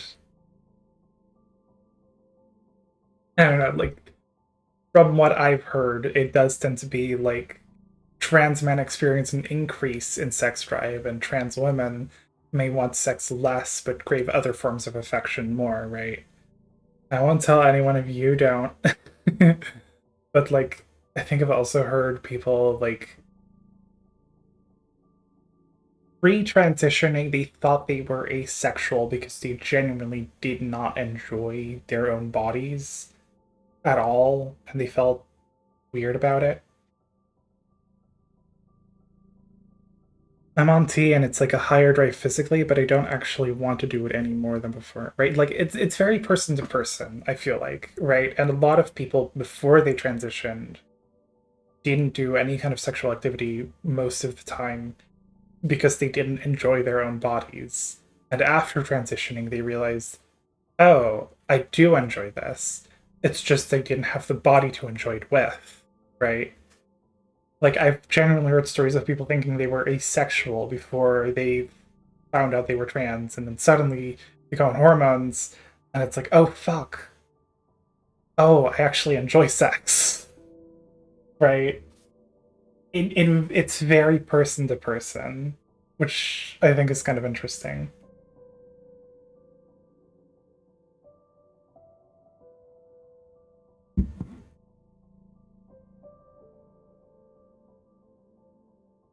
While the quantity of my sexual experiences decreased significantly, the quality of those experiences has increased exponentially.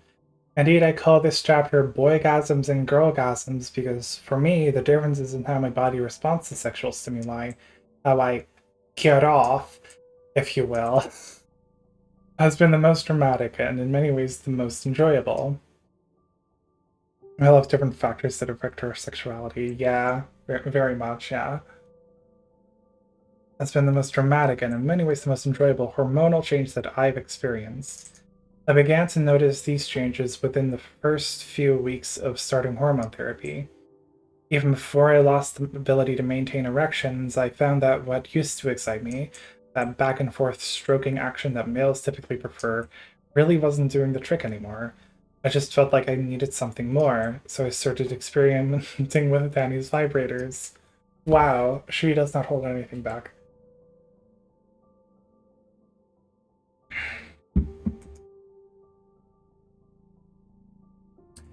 When I had, like, yeah, she put this in the book, but I don't know if it's like, I'm just kind of reading about the sex life of a trans woman. And like, yeah, she's allowed to talk about that, and then that's fine. But it's also like, I'm recording this, and it makes it feel a little bit weird. And I just have to push past it, I think. When I had tried them in the past, they always felt like too much simulation, but now they suddenly felt absolutely incredible. And back when I was hormonally male, sexual simulation would cause me to climb rather rapidly towards the peak of an orgasm. If I wanted to experience if I wanted the experience to last longer, I had to keep pulling back just before I hit the precipice. But now that I found that I could go way beyond, this is called edging.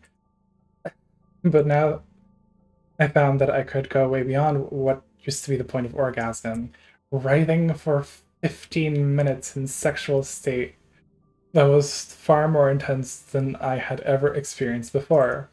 Now my orgasms are way more in the female rather than the male range. They typically take longer to achieve, but are well worth the wait. Each one has a different flavor and intensity, but they are less centralized and more diffused throughout my body, and they are often multiple. Okay. Fuck that strawberry.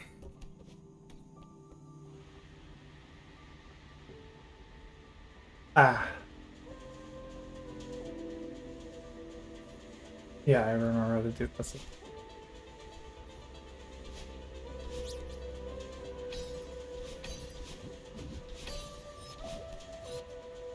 Oh, no, I don't.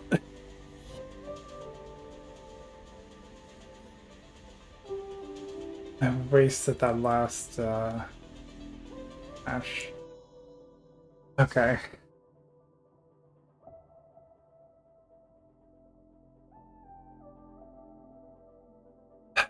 Not surprisingly, changes in my senses have also greatly influenced my sexuality.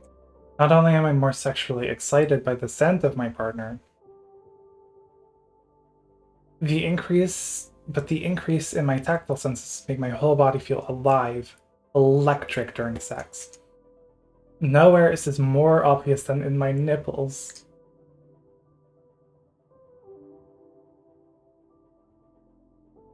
which seem to have a direct connection to my groin.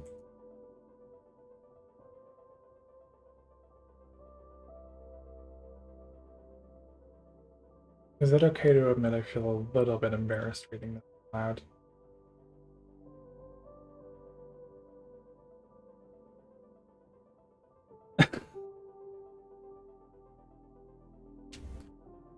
It has also become apparent to me that I am less visual with regard to my sexuality. I don't think that I recognized this at first, but probably because it is harder to notice the gradual loss of sensation than the appearance of a new one.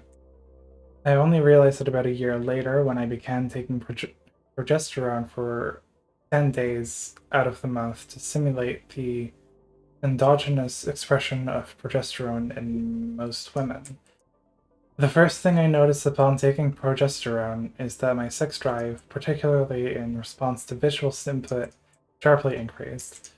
In fact, the visual effects of progesterone very much reminded me of how I responded to visual stimuli when I was hormonally male.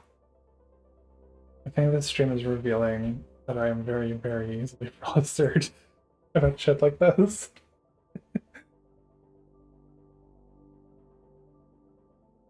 Upon hearing my experience, I am sure that some people, particularly those who favor social rather than biological explanations of gender difference, will be somewhat disappointed at the predictable nature of my transformation.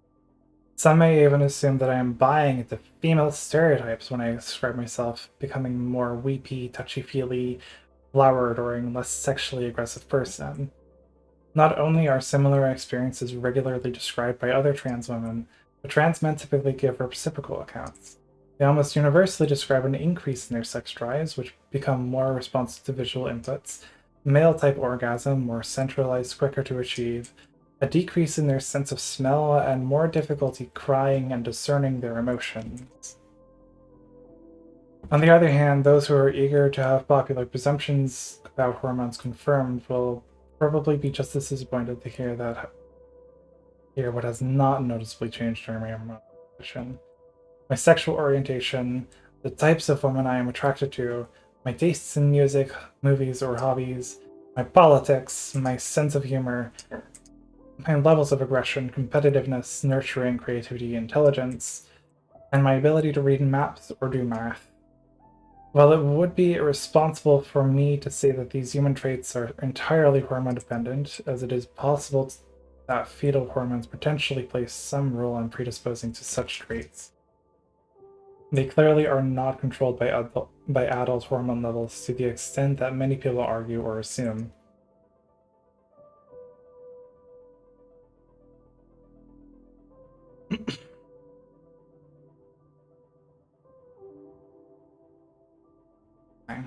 Yummy Slurpee. Okay.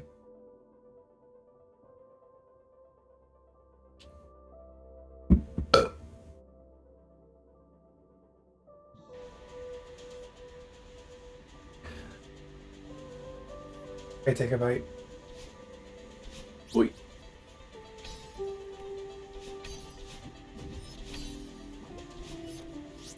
I'm so fucking good at this game.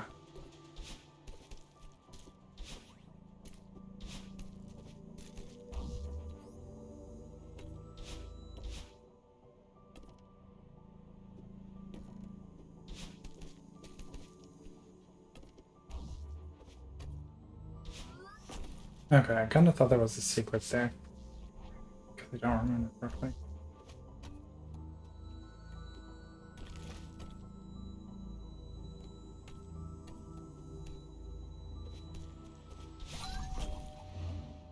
Oh, I am fucked. Oh, okay. I feel like every chapter is gonna go like this at this point. Like I get to play for 10 seconds, and I have to read again.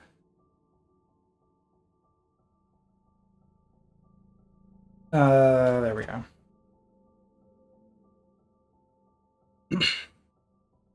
While transsexual accounts of hormones are largely in agreement with one another, I also find it illuminating to examine the more subtle differences between our individual experiences. For example, I've heard several trans men describe how they started to consume porn voraciously upon taking testosterone. While my sexuality is definitely more visual when I was hormonally male, and I certainly enjoyed looking at porn on occasion, I still always preferred erotic stories and fantasies to pictures of naked bodies. Similarly, I have heard some trans men say that they almost never cry since taking testosterone, whereas I used to cry somewhat often, though not clearly as often as I do now. Though not nearly as often as I do now, when I was hormonally male.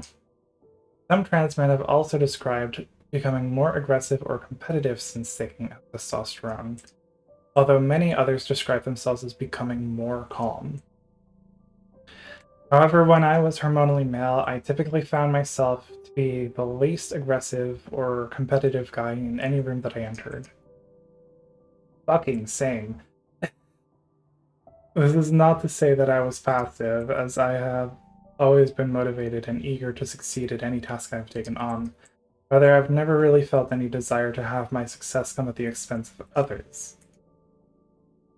Thus, it is clear that typical male levels of testosterone in and of itself are insufficient to produce many of these stereotypically male behaviors, most likely because of the variability that exists from person to person in the way this hormone is processed and experienced. While a part of me is tempted to attribute my apparent imperviousness to testosterone to the fact that I am trans, but on some level I was never fully or completely male. I also realize that many cissexual people are exceptions in this regard as well. I know plenty of non-trans men who are not particularly into porn, who are not very aggressive, and or who often cry. I also met women who have high sex drives, who enjoy porn, and or who are just as aggressive and competitive as the average alpha male. Thus, there seems to be more variation among women and among men than there is between averages of these two groups. Acknowledging this variation is absolutely crucial in order for us to finally move beyond overly simplistic and binary biology versus socialization debates regarding gender. After all, there are very real biological differences between hormones. Testosterone will probably make any given person cry less frequently and have a higher sex drive than estrogen will. However, if one were to argue that this biological difference represents an essential gender difference, one that holds true for all women and all men, they would be incorrect.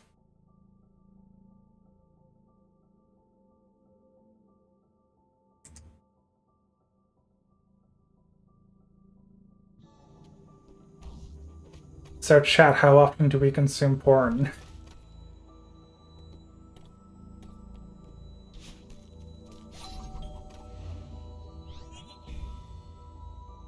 Don't actually answer that.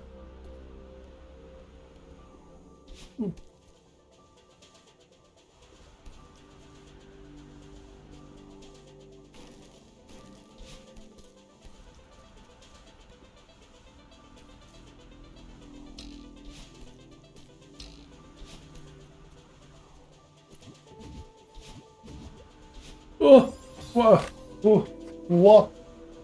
Okay.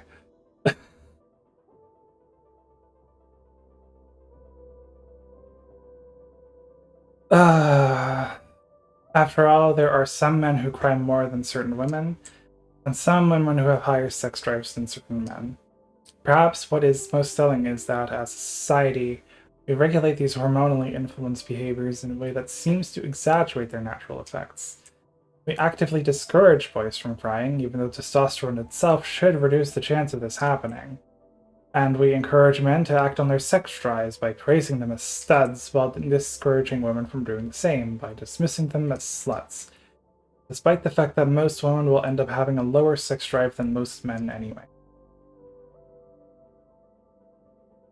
Why? While many gender theorists have focused their efforts on attempting to demonstrate that this sort of socialization produces gender differences,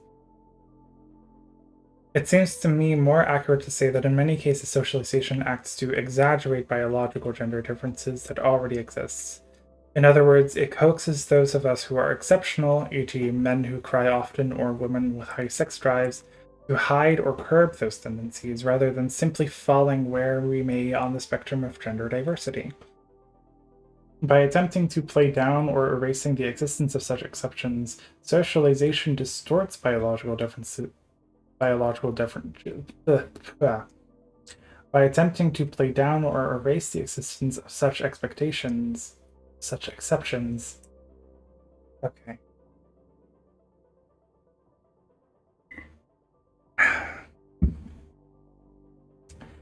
By attempting to play down or erase the existence of such exceptions, socialization distorts biological gender difference to create the impression that essential differences exist between women and men. Thus, the primary role of socialization is not to produce gender differences de novo, but to create the illusion that female and male are mutually exclusive, opposite sexes. I personally tend to think that we live in a gendered society so strongly enforces gender roles that it might genuinely just be impossible to really tell how much of this shit is hormonal or not. Because if women are taught basically from birth, the moment they're popped out of the womb, that they shouldn't have sex because that's slutty or whatever, you would expect that to have some effect.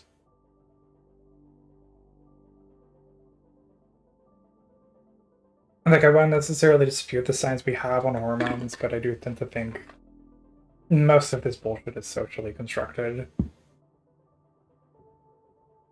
to control women mostly.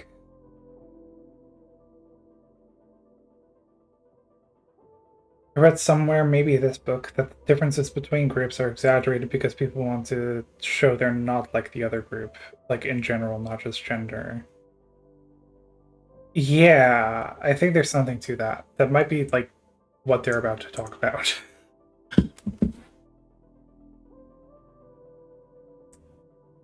Recognizing the distinction between biological and essential gender differences has enormous ramifications for the future of gender activism.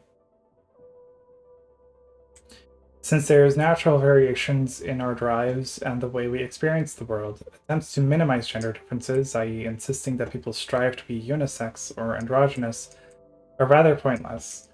We should instead learn to embrace all forms of gender diversity, whether typical, feminine women and masculine men, or exceptional, masculine women and feminine men. Further, since some attributes are considered feminine, e.g., being more in tune with one's emotions, or masculine, e.g., being preoccupied with sex, are clearly affected by our hormones. Attempts by some gender theorists to frame femininity and masculinity as being entirely artificial or performative seem misplaced. Rather than focus on how femininity and masculinity are produced, an issue that has unfortunately dominated the field of gender studies as of late, we should instead turn our attention to the way these gender traits are interpreted.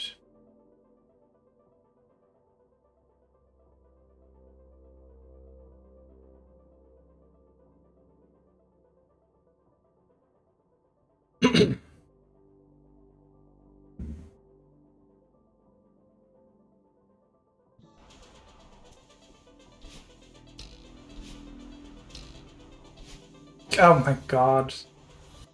Stupid wind. Yeah, I'm definitely not doing more than one stage. Yummy snack. Okay. I already do think it's actually maybe time for a little break time. I'll have my little snack after that.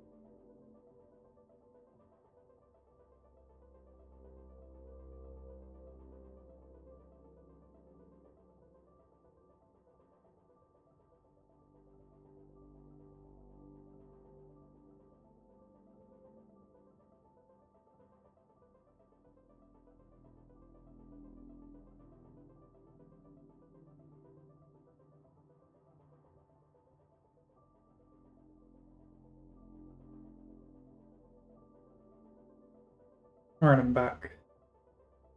Oh. Whoops.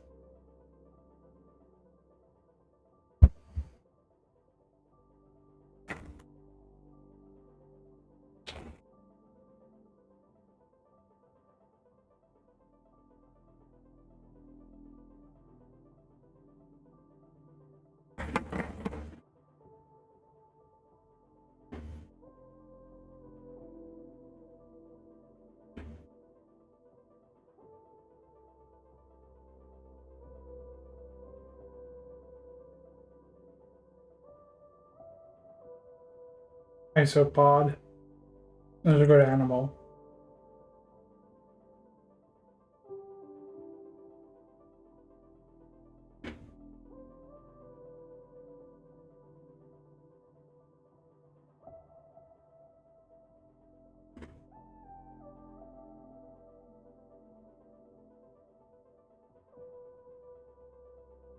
Deep sea here.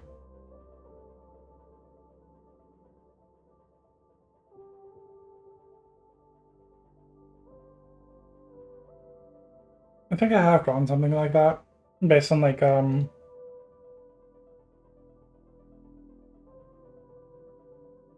settings of the marionette squid. I forget what it's called specifically.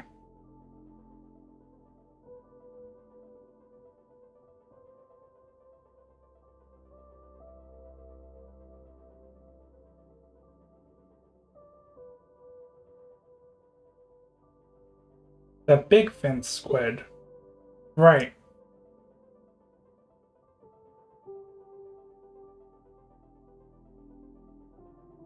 I think they're called big fin squid because like we found a corpse of it and it has unusually large fins on its side. So that name was very, very apt until we found out that they have absolutely enormous tentacles that are like 4 to 8 meters long. Oh, also called Magnapina squid. Right.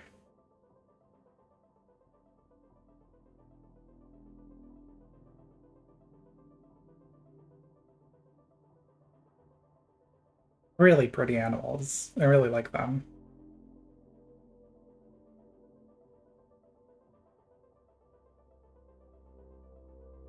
Okay, let's do some reading.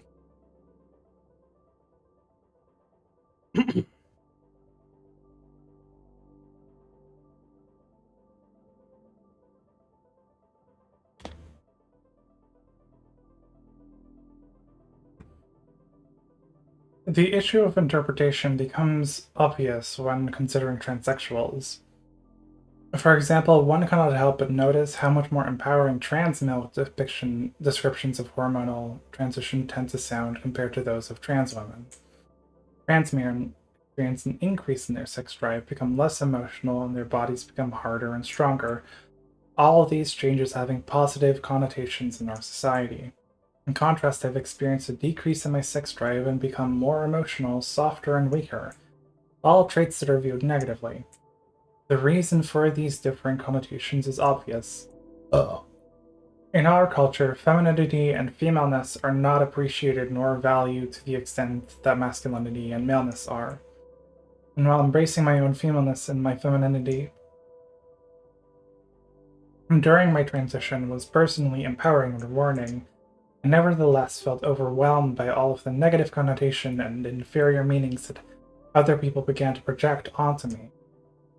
These meanings were not only projected onto my female body, but onto the hormones themselves, from the warning label on my progesterone prescription that read, may cause drowsiness or dizziness, and avoid operating heavy machinery, to the men who have hinted that my female hormones were responsible for the fact that I disagreed with their opinion, and the women who sneered, why would you ever want to do that, upon finding out I have chosen to cycle my hormones?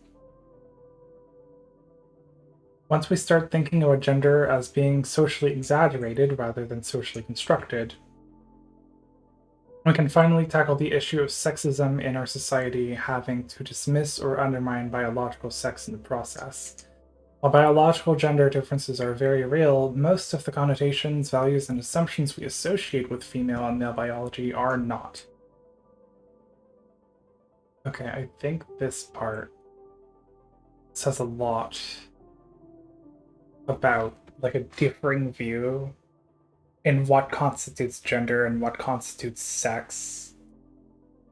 In 2007 compared to now. Because now saying that gender is socially constructed is like completely uncontroversial. Everyone knows this.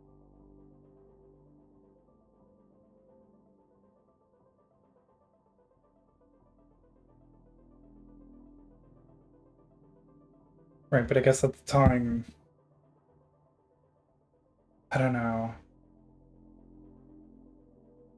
It just in general feels like back then we ascribed a lot more sex than to gender.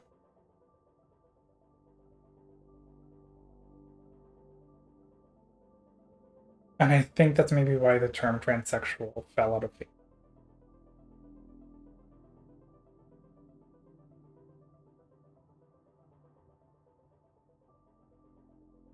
Very important page. I wish more people, Tumblr guys, were aware of value judgments on feminizing and masculinizing features. Yeah.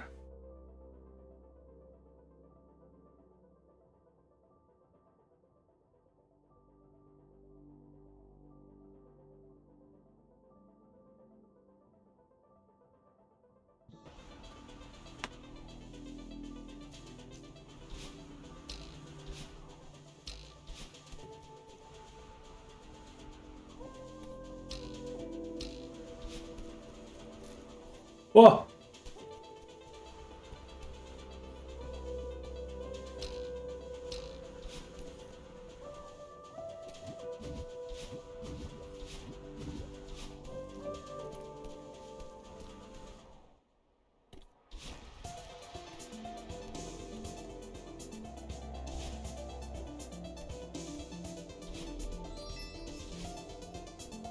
Oh no.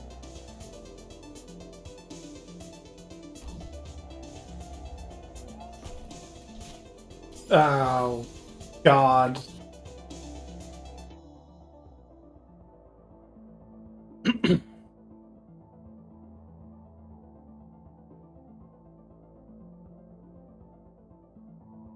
Blind spot on subconscious sex and gender entitlement.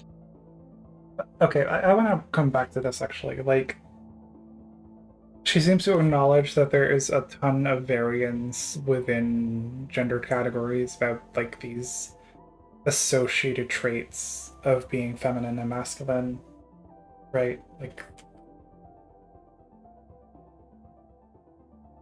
Um, like, while men on average might be, you might have higher sex drive, that is not representative of all men at all.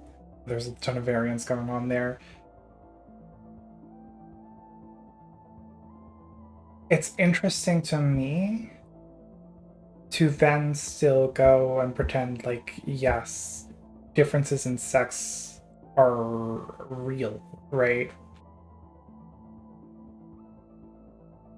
Like, we're talking about generalities that have a lot of outliers. It's something that I had a negative reaction to reading initially because I was ignorant of the fact that the happiness I felt at my changes on T were supported by society's values, in addition to my real joy. Yeah, I can get that, I think. I think I'm more so about, like, okay, how much are we attributing to biological sex here and why? I think that's where my contention is. Why is it important that on average these things are true when self-admittedly, you know, there's so much variance within these categories, right? I don't know. I feel like there's something there. It feels a little wrong.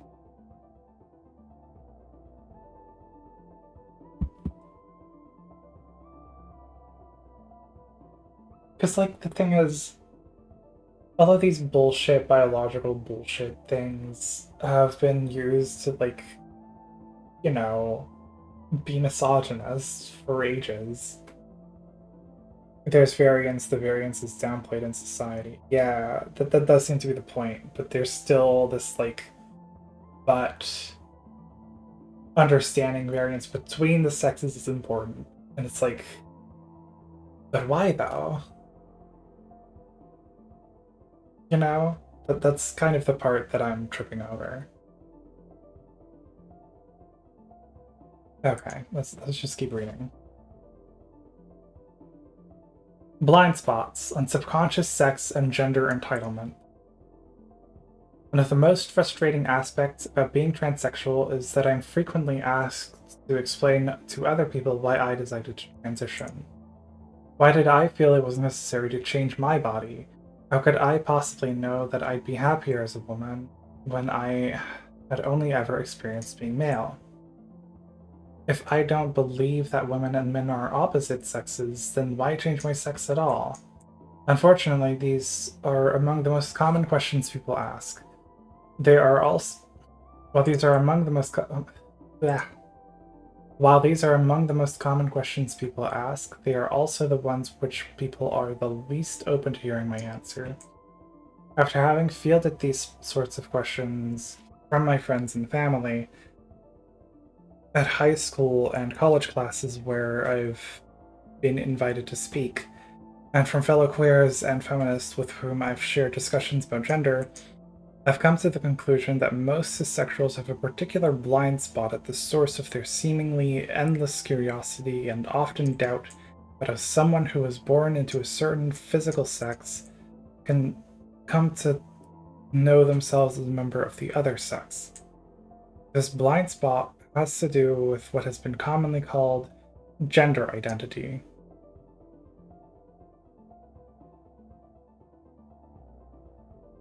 Personally, I have always found the term gender identity to be rather misleading. After all, identifying as something, whether it be as a woman, a Democrat, a Christian, a feminist, a cat person, or a metalhead, seems to be a conscious, deliberate choice on our part. One that we make in order to better describe how we think we fit into the world. Thus, with regard to transsexuals, the phrase gender identity is problematic because it seems to describe two potentially different things: the gender we consciously choose to identify as, and the gender we subconsciously feel ourselves to be. To make things clearer, I will refer to the latter as subconscious sex. The main reason I make this distinction between gender identity and subconscious sex is that it best explains my own personal experience. I did not have the quintessential trans experience of always feeling that I should have been female. For me, this recognition came about more gradually.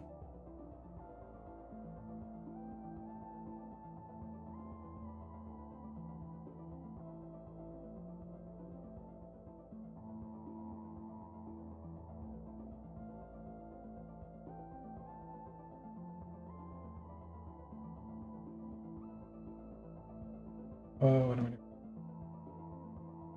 There we go.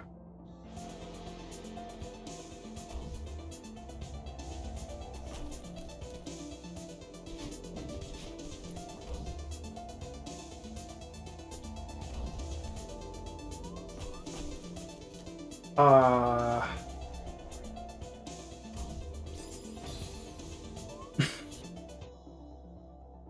okay.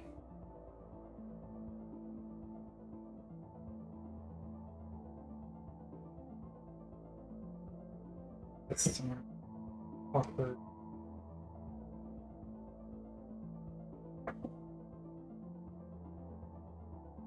The first memories I have of being trans took place early in my elementary school. In my elementary school years, when I was around 5 or 6. By this time, I was already consciously aware of the fact that I was physically male and that other people thought of me as a boy. During this time, I experienced numerous manifestations of my female subconscious sex. I had dreams in which adults would tell me I was a girl. I would draw pictures of little boys with needles going into their penises, imagining that the medicine in the syringe would make that organ disappear. I had an unexplainable feeling that I was doing something wrong every time we walked into the boys' restroom at school. And whenever our class split into groups of boys and girls, I always had a sneaking suspicion that at any moment someone might tap me on the shoulder and say, "Hey, what are you doing here? You're not a boy."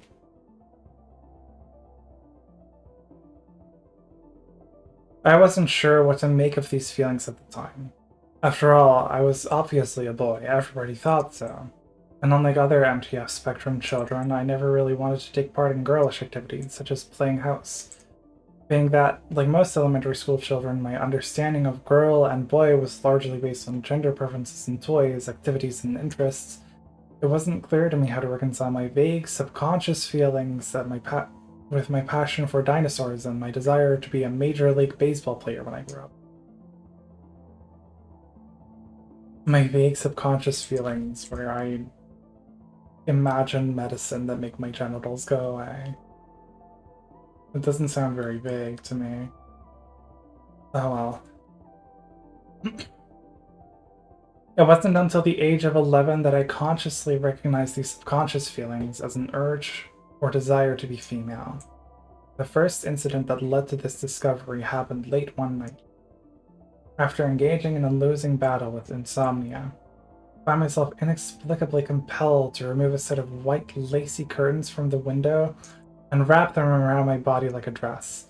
I walked toward the mirror.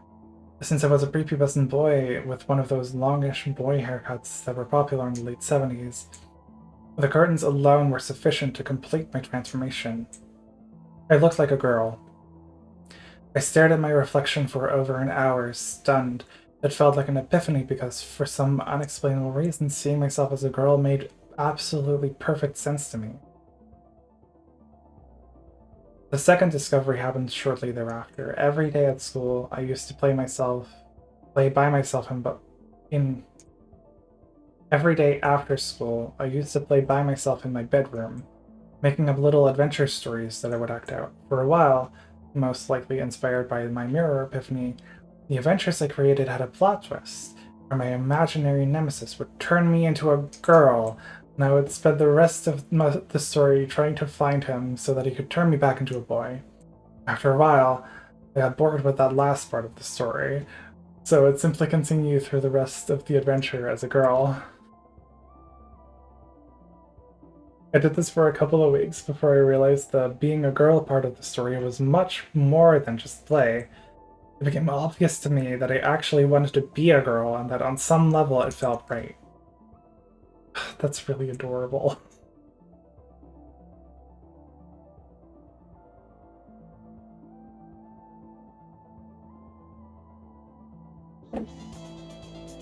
Okay.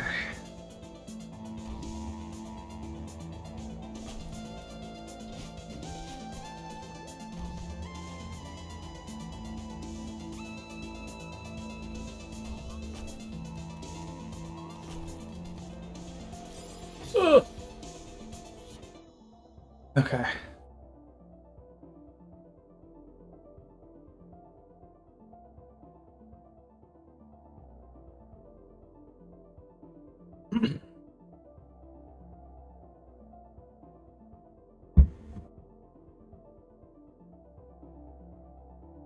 Trying to translate the subconscious experience into conscious thought is a messy business. All of the words available in the English language completely fail to accurately capture or convey my personal understanding of these events. For example, if I were to say that I saw myself as female or knew myself to be a girl, I would be denying the fact that I was consciously aware of my physical maleness at all times. And saying that I wished or wanted to be a girl erases how much being female made sense to me, how it felt right in the deepest, most profound level of my being. I could say that I felt like a girl, but that would give the false impression that I knew how other girls and other boys felt. And if I were to say that I was supposed to be a girl, or that I should have been born female, it would imply that I had some sort of cosmic insight into the grand scheme of the universe, which I almost certainly did not. Perhaps the best way to describe how my subconscious sex feels to me is to say that it seems as if, on some level, my brain expects my body to be female. Indeed, there is some evidence to suggest that our brains have an intrinsic understanding of what sex our bodies should be. For example, there have been numerous instances in which male infants have been surgically reassigned as females shortly after birth due to botched circumcisions or cloacal exstrophy, a non-intersex medical condition. Despite being raised female and appearing to have female genitals, the majority of such children eventually come to identify as male, demonstrating that brain sex may override both socialization and genital sex. There have also been studies that have examined a small sexually dimorphic region of the brain known as the BSTC.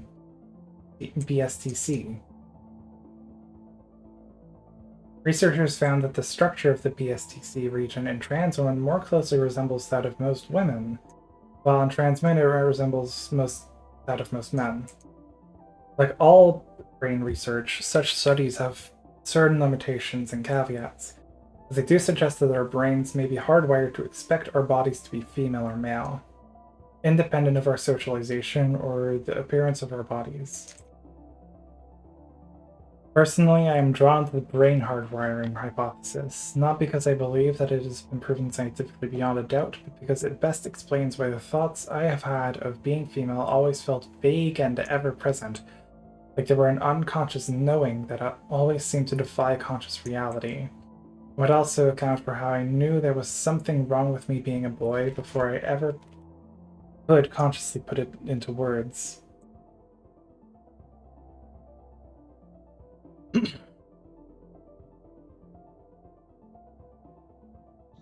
I can fucking do this. Do this, I swear.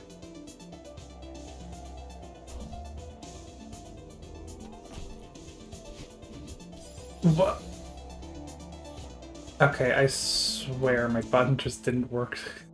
God. Okay. Yummy Slurpee. Thank you.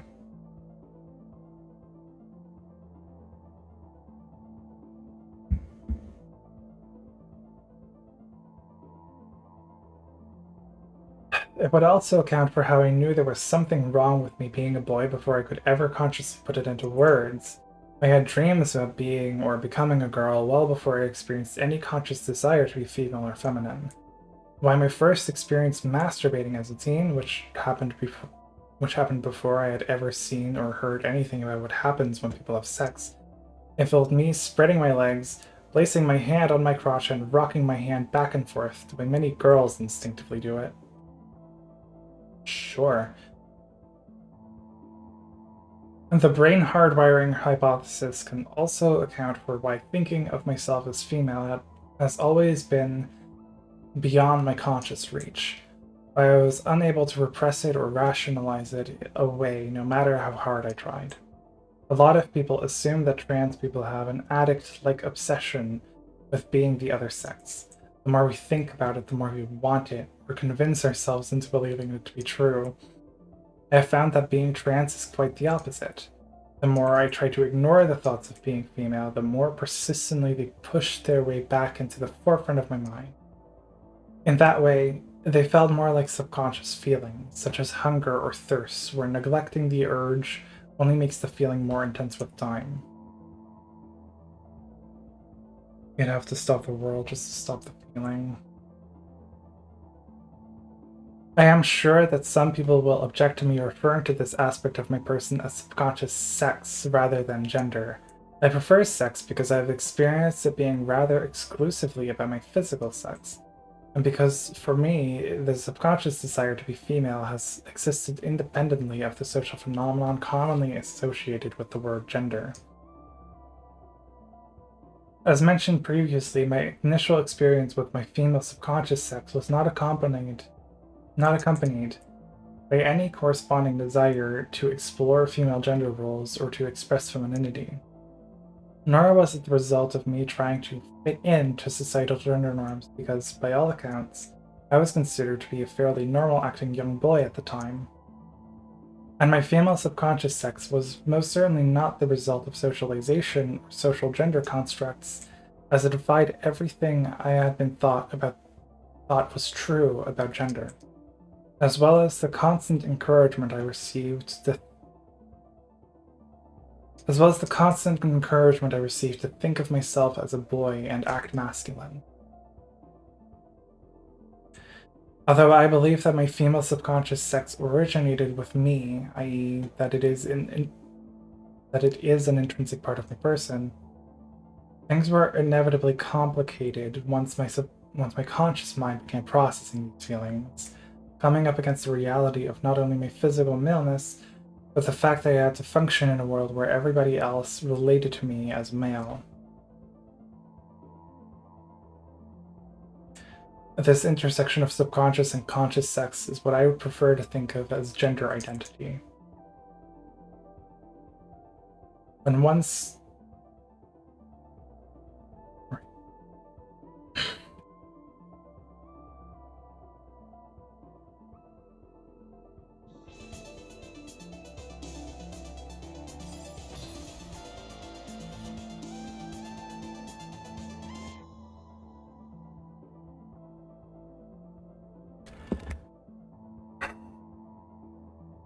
Oh, God.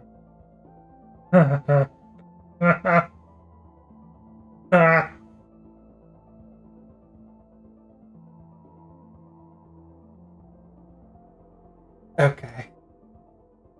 They're fine. Everything's normal.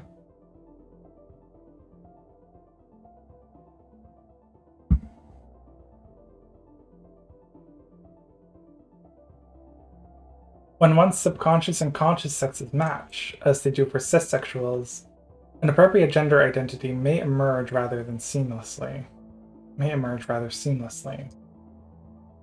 For me, the tension I felt between these two disparate understandings of myself was wholly jarring.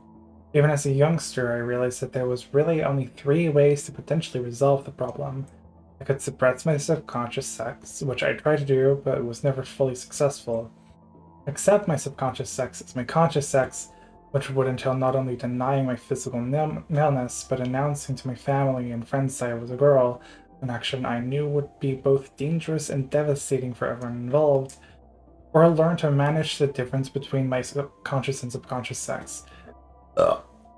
Finding novel ways of relating to my gender that would allow me to straddle both maleness and femaleness to a certain extent. Does my voice start sounding raw at all? Does my voice sound tired? While I have found my subconscious sex to be impervious to conscious thought or social influence, my gender identity, i.e., the way I consciously relate to my gender, has been very much shaped by cultural norms and my own personal beliefs and experiences. For example, even though my initial realization of wanting to be female occurred prior to me experiencing sexual attraction and independent of any desire to take part in stereotypical girlish activities and interests, that realization led me to question and eventually experiment with my sexuality and gender expression. After all, like most children, I was raised to believe that men were supposed to be masculine and attracted to women, and that women were supposed to be feminine and attracted to men. The fact that I wanted to be female necessarily threw these other gender-related facets into flux. In fact, the first thought that crossed my mind when I discovered I wanted to be female was that I must be gay. Why did I say it like that? I must be gay. An idea no doubt inspired by flamboyantly feminine gay male stereotypes that regularly appeared on TV in the 70s. However, once I had puberty and my sexual desire kicked in, I found myself attracted to women and not men, which only served to confuse me more, since at the time I hadn't even heard of the word lesbian. Gay! Me, a homosexual. Confound me. Oh. As time went on, I latched onto all sorts of other gender identities and theories that seemed to hold potential explanations for my subconscious feelings. For quite a while, I thought of myself as a crossdresser and viewed my female For a while, I thought of myself as a crossdresser and viewed my female subconscious sex as a feminine side that I was trying to get out. But after years of cross-dressing, I eventually lost interest in it, realizing that my desire to be female had nothing to do with clothing or femininity per se.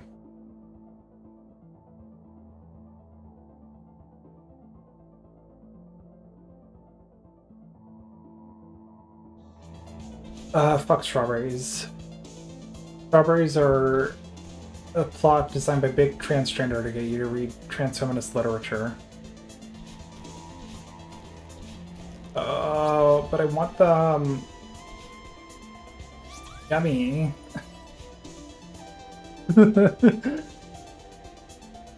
God, this one confused the fuck out of me when I first saw it. It's like actually weirdly easy.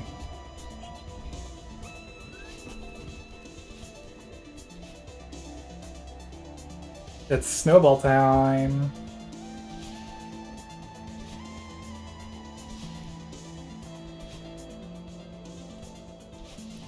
Okay, okay.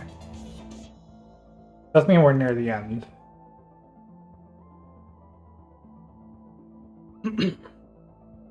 Ooh, oh my.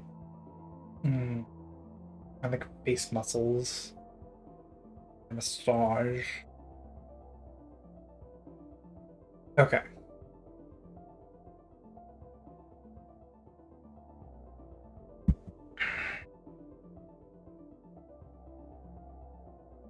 There was also a period of time when I embraced the word pervert, and viewed my desire to be female as some sort of sexual kink. But after exploring that path, it became obvious that explanation could not account for the vast majority of instances when I thought about being female in a non-sexual context. And after reading Kate Bornstein's and Leslie Feinberg's writings for the first time, I embraced the words transgender and queer. I began to think of myself as bigendered, viewing my female subconscious sex as being just as legitimate as my physical maleness.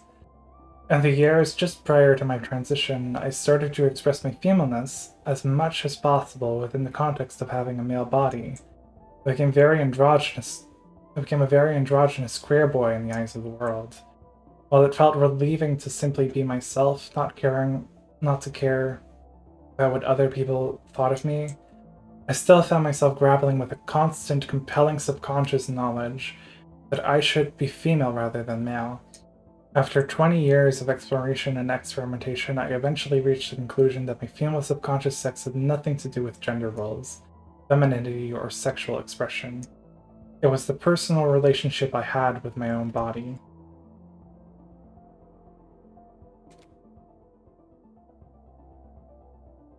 For me, the hardest part about being trans has not been the discrimination or the ridicule that I have faced for defying societal gender norms, but rather the internal pain I experienced when my subconscious and conscious sexes were at odds with one another. I think this is best captured by the psychological term cognitive dissonance, which describes the mental tension and stress that occur in a person's mind when they find themselves holding two contradictory thoughts or views simultaneously. In this case, subconsciously seeing myself as female while consciously dealing with the fact that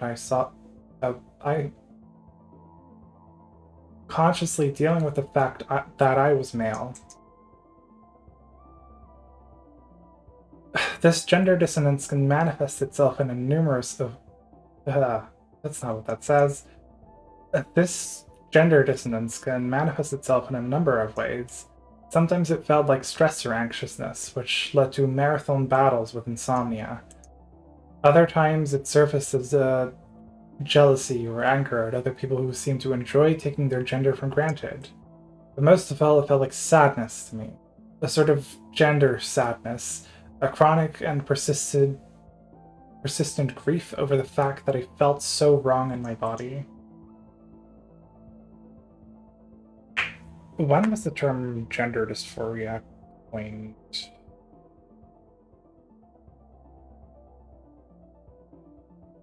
I'm gonna look that up.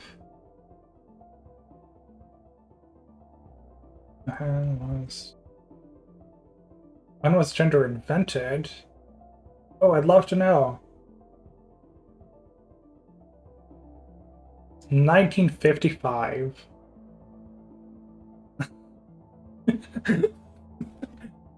There wasn't gender before 1955.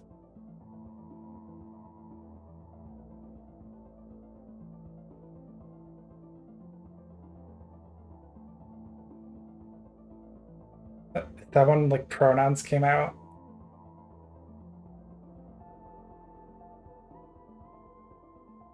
Jesus actually went by they, them pronouns before 1955.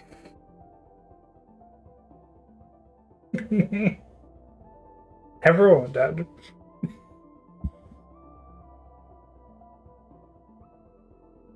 When was gender dysphoria coined?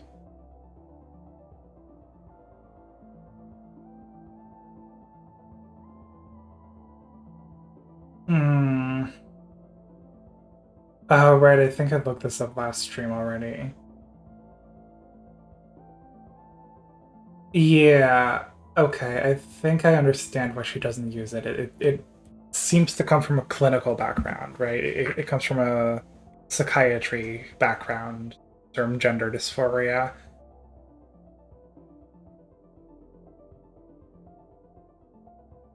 Which, you know, classified homosexuals as a disease, classified trans people as a disease.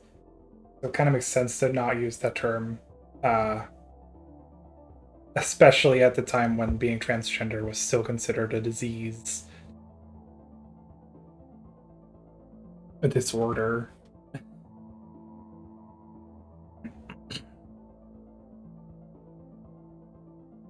Sometimes people discount the fact that trans people feel any actual pain related to their gender.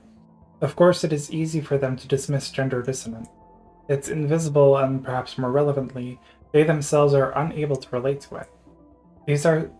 These same people, however, do not understand that being stuck in a bad relationship or in an unfulfilling job can make a person miserable and lead to a depression so intense that it spills over into all other areas of that person's life.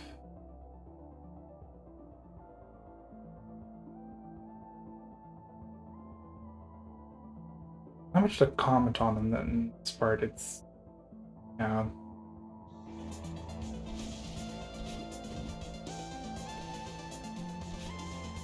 I feel like at this point, this is like just the story about trans people. Like, I've heard stories like this from other trans people about how they relate to the world and such.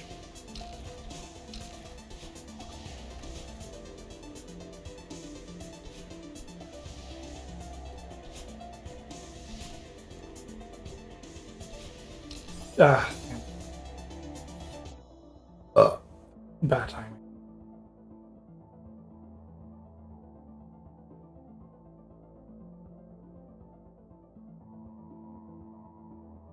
These types of pain can be tolerated temporarily, but in the long run, if things do not change, that stress and sadness can ruin a person. Well, if that much despair can be generated by a 40-hour work week, 40-hour a week job, then just imagine how despondent and distressed one might become if one was forced to live in a gender that felt wrong 24 hours a day, 7 days a week. Unlike most forms of sadness that I've experienced, which inevitably ease with time, gender dissonance only got worse with each passing day. By the time I made the decision to transition, my gender dissonance had gotten so bad that it completely consumed me. It hurt more than any pain, physical or emotional, that I ever experienced. I know that most people believe that transsexuals transition because we want to be the other sex, but that is an oversimplification. After all, I wanted to be female almost my whole life, but I was too terrified of that label, transsexual, or having potential regrets, to seriously consider transitioning. What changed during the 20-some year period was not my desire to be female, but rather my ability to cope with being male, to cope with my own gender dissonance. When I made the decision to transition, I honestly had no idea what it would be like for me to live as female. The only thing I knew for sure was that pretending to be male was slowly killing me.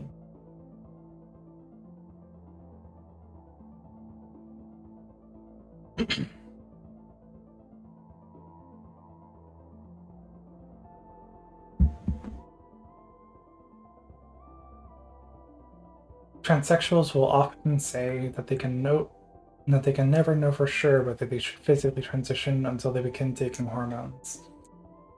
If they find that they like the changes in their body and the way they feel, then it was helpful. Then it was the right decision. If not, then it was the wrong one. While not a particularly helpful bit of advice, it is consistent with my own personal experience. I honestly was not 100% sure if transition would ease my gender dissonance until after my first 2 weeks of being on female hormone. The way they made me feel and the subsequent changes they brought about in my body just felt right. There's really no other word to describe it. It is typical for cissexuals to assume that trans people transition in order to obtain gender-related privileges of some sort. Such assumptions are undermined by the fact that post-transition transsexuals may end up being either female or male, being bisexual, homosexual, or heterosexual, or appearing gender-normative or gender-non-conforming. In my case, I went from being a straight man to a lesbian woman in the eyes of the world, and while I have lost the significant benefits of male and heterosexual privilege, I still consider my transition to be well worth it. For the first time in my life, I now regularly experience what I consider to be the most important gender privilege of all, feeling at home in my own sexed body. Rather than living with gender dissonance, I now experience gender concordance. Gender euphoria, if you will, I think is what the kids are calling it these days.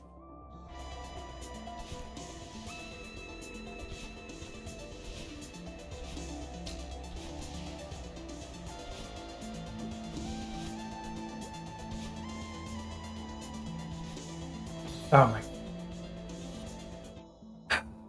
It counts. It still counts if it's stupid. Death still counts if it's stupid. Right.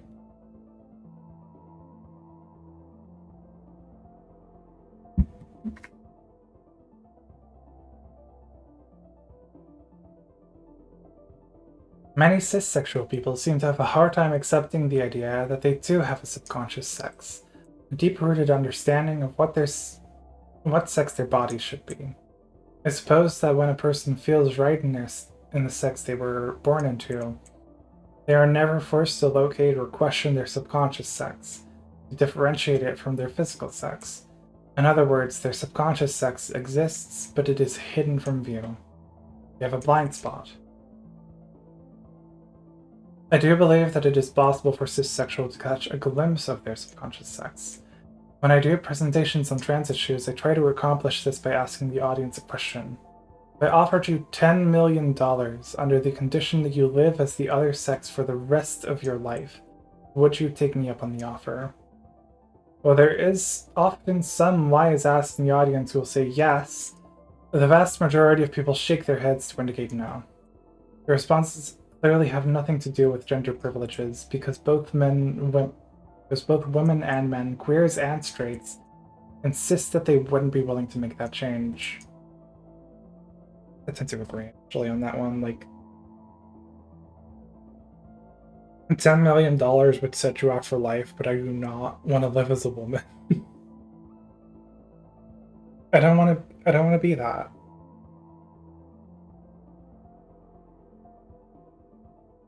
Like, there's no technicalities here. Like, it's not like, oh, become a woman and then transition back. No. It's taking it at face value. It's just like, nah. It's not worth $10 million, even to me. Okay, pointless aside.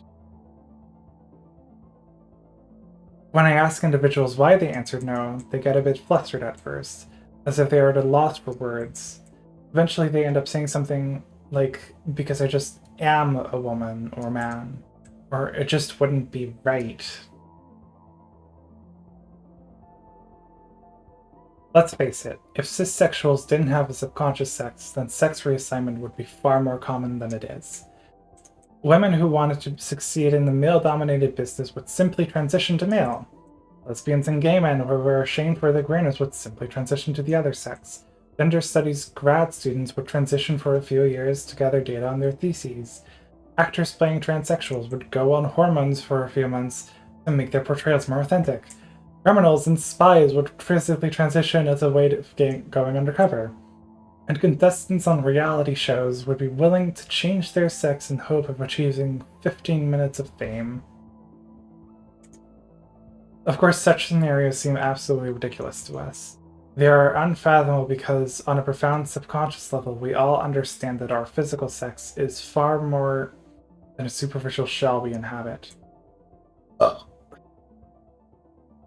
For me, this is the most frustrating part about cissexuals who express confusion or disbelief as to why transsexuals choose to transition.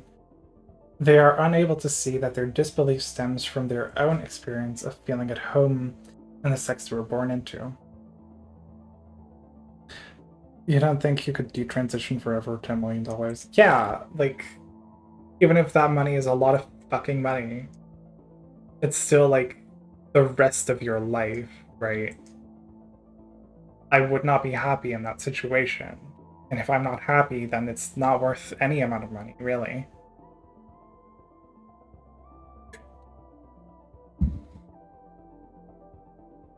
Some people would love to transition for $10 million. I am not one of them.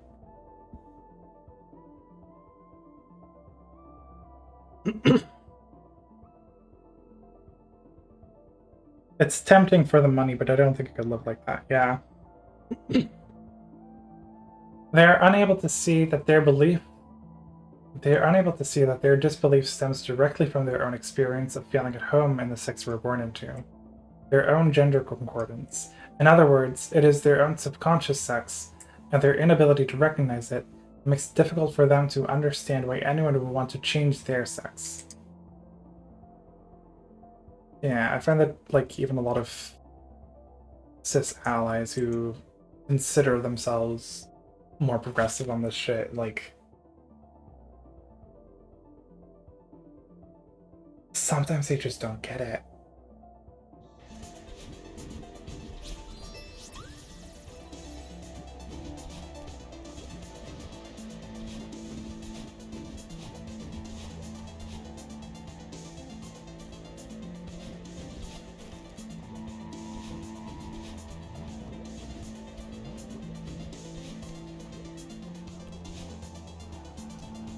Whoa. Whoa, no.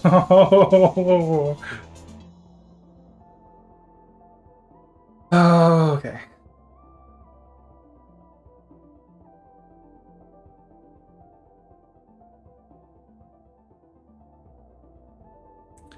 All of this reminds me of when I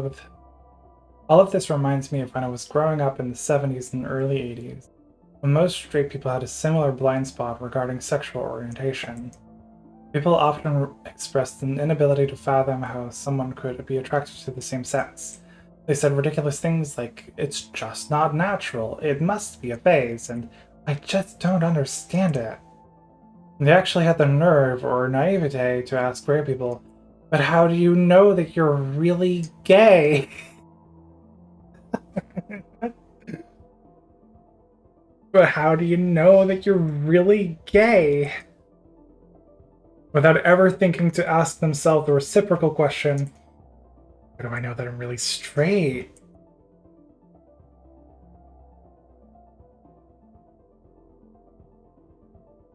Perhaps the most important conceptual change that has facilitated gradual acceptance of LGBT folks over the last 25 years is that straight people are no longer able to take their attraction for the other sex completely for granted, to assume that it is the one natural form of sexuality. How do you know that you're really gay? Google search. You know what? Fuck it. I'm gonna look that up. How do you know that you're really gay?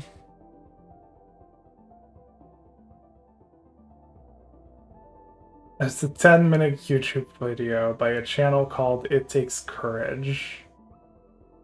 Awesome.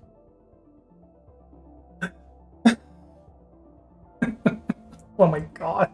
Wait.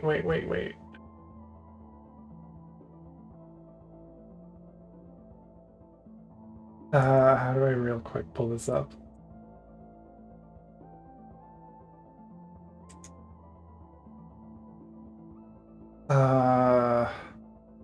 Whatever, I'll just read it. People also ask, what are the early signs of gay?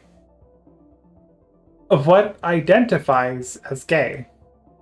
How do I confirm I am not gay? What determines if someone is gay?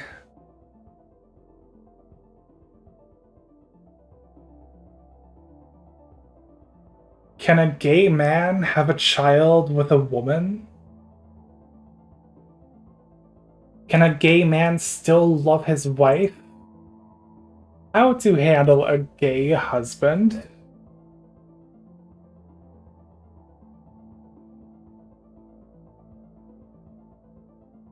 Does gay mean happy? Which country has the most LGBT people? Brazil?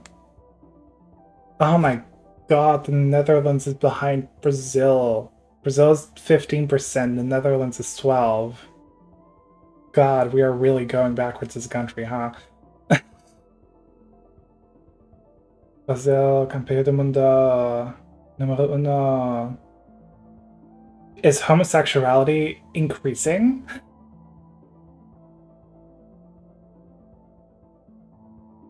Gallup's newest report recorded the single largest one-year increase in LGBTQ identity in 2024.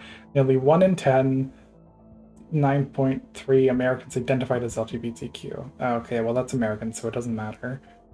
Is homosexuality natural or a choice? At what At what age does homosexuality start?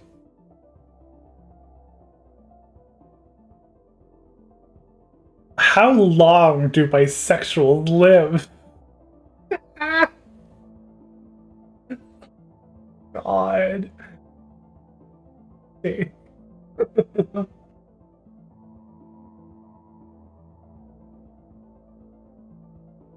How do bisexuals feel? Any bisexuals in chat, how do you feel? Which gender do bisexuals prefer?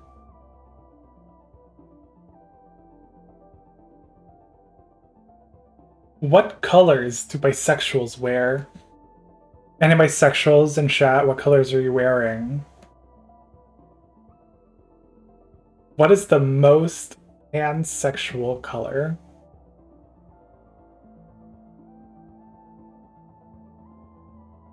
Do pansexuals care about looks?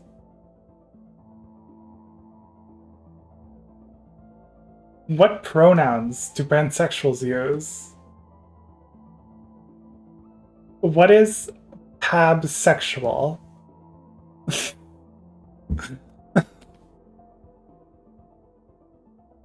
What is asexual?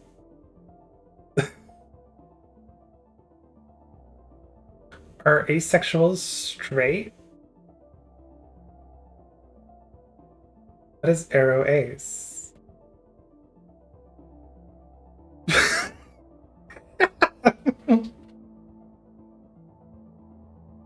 Is arrow ace halal?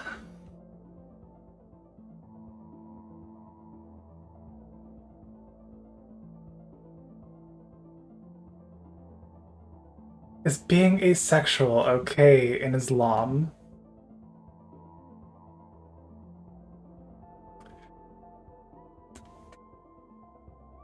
Is arrow ace halal? Chat, I need to know.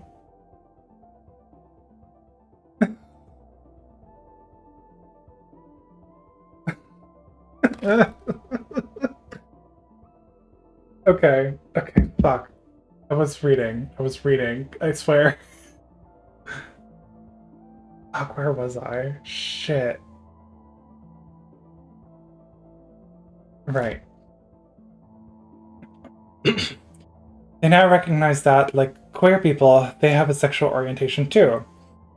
They are heterosexual. Similarly, I do not believe that trans people will be fully accepted in the society until cissexual people recognize that they also have a subconscious sex, and that if they are not battling a constant barrage of subconscious thoughts about being the other sex, then their subconscious sex most likely matches their physical one. Is Arrow Ace halal? Recognizing our own blind spots, our inability to fully comprehend gender and sexual inclinations that we have not experienced firsthand, is an important first step to eliminating all of the gender entitlement that exists in the world. Unlike gender dissonance, which is only experienced by trans people, gender entitlement can affect anyone. It is best described as the arrogant conviction that one's own beliefs, perceptions, and assumptions regarding gender and sexuality are more valid than those of other people. Gender entitlement often leads to gender anxiety, the act of becoming irrationally upset by or being made uncomfortable by the existence of those people who challenge or bring into question one's own gender entitlement.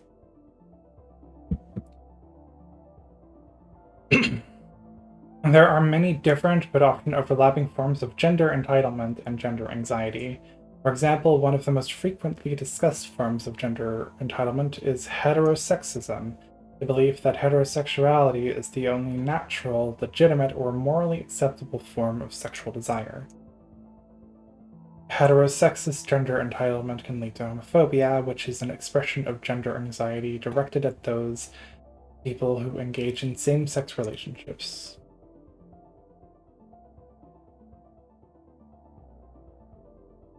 Are arrows halal?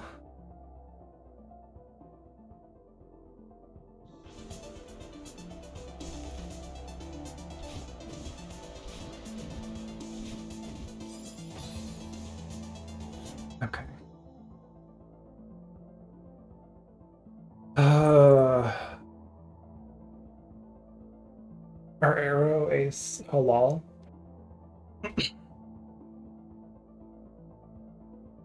Similarly, the gender-entitled belief that all women are or should be feminine and men masculine, which some have called cisgenderism, fun new ideology, gives rise to transphobia, a gender anxiety that is directed against people who fall outside of those norms. While homophobia and transphobia have both received mainstream attention, thinking in terms of gender entitlement and gender anxiety also allows us to consider less well-known but just as disparaging forms of gender and sexual discrimination. For example, many gays and lesbians who believe that all people are naturally either homosexual or heterosexual often express biphobia, a gender anxiety directed towards bisexual people because they challenge the presumption that people can only be attracted to one sex or the other. I have also met people in the transgender community who feel that identifying outside the male-female binary is superior to or more enlightened than identifying within it. Such people often express gender anxiety, phobia, at people who identify strongly as either female or male. Okay, this is definitely an attitude I've seen every now and then, and it's always a little bit silly and not really reflective of how gender works in like the real world. I tend to think.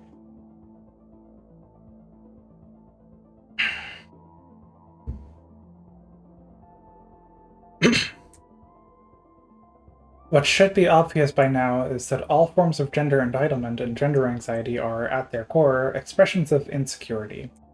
After all, people who are truly comfortable with their own desires and expressions of gender and sexuality do not have any need to be bothered or concerned by dissimilar expressions and desires in others. However, when we indulge in our own insecurities and resort to gender entitlement, we not only deny the variation that exists in human gender and sexuality, but we arrogantly presume that other people should curb to conform their inclinations and desires in order to meet our expectations. The most productive way that we as individuals can overcome our gender entitlement is by coming to terms with our own blind spots, acknowledging that there are certain gender and sexual expressions and desires that we cannot know, that we will never experience firsthand. Thus, the path toward overcoming homophobia or biphobia is to become more in touch with our own sexual orientations, to recognize that other people's sexual orientations have no bearing on our own. The transgender movement has taken a similar approach to confronting transphobia by encouraging cisgender people to become comfortable with their own expressions of femininity and or masculinity in order to be respectful of those expressions in others. This approach has most certainly benefited many transsexuals, as it has helped convince some of the public that we should be allowed to express our genders in public without being discriminated against.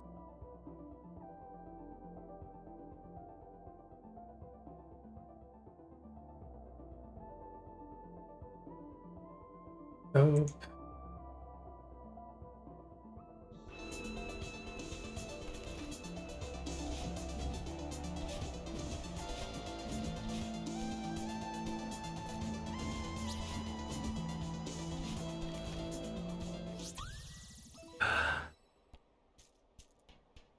Oh my god. We made it.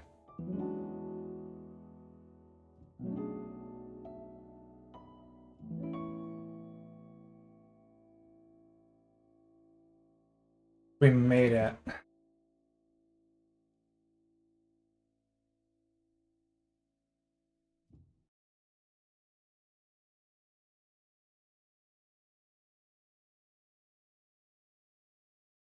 Oh boy.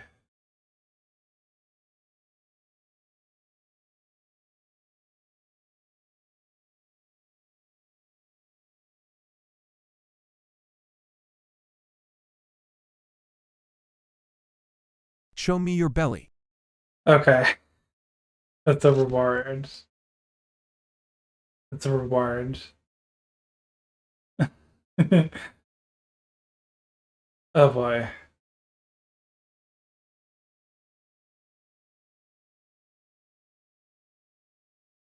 Yummy snack. Yay! I'm being rewarded.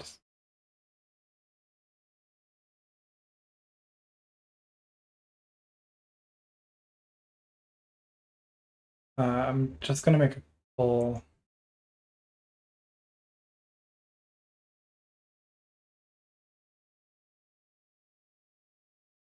Just a quick little poll. Is Arrow Ace halal? Let's find out. For the court of public opinion. Let's democratically decide if being Arrow Ace. No, if Arrow Ace is halal.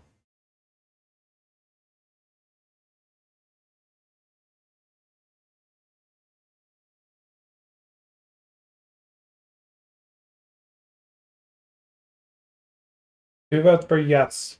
Interesting. Interesting.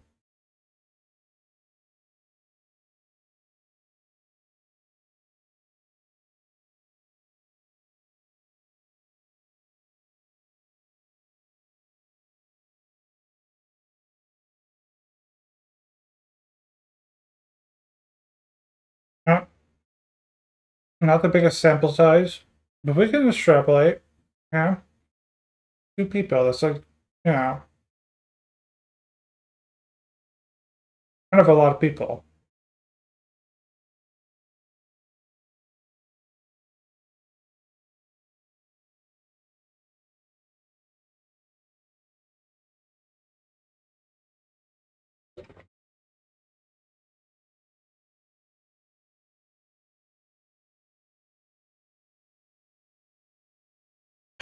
Okay.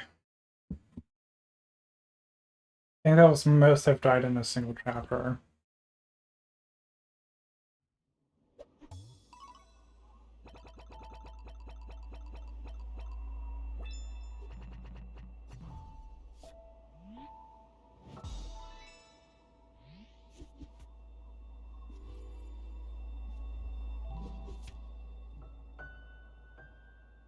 28 times. Yeah, that's the most we've died in a single chapter. Old side is the least deaths, only 3.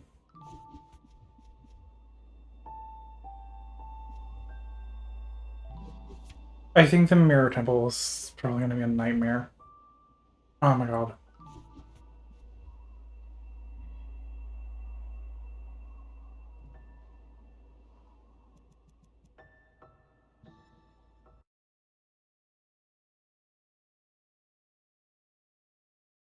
Let's see. Um. Ooh. I'm doing a nice little stretch. All right. Poll ended. We have decided democratically. Yes, Arrow Ace is halal. Um. How many people are still in chat? We've got 5 viewers. Any thoughts about the book, the things that were discussed today? I would like to know.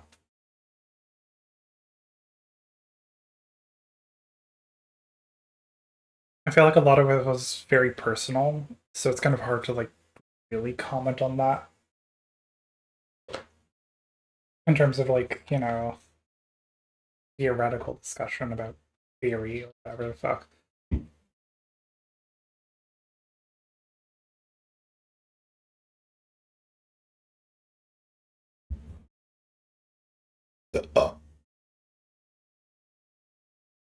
Missed most of it, but sounds quite interesting, and we'll have to read it on my own later.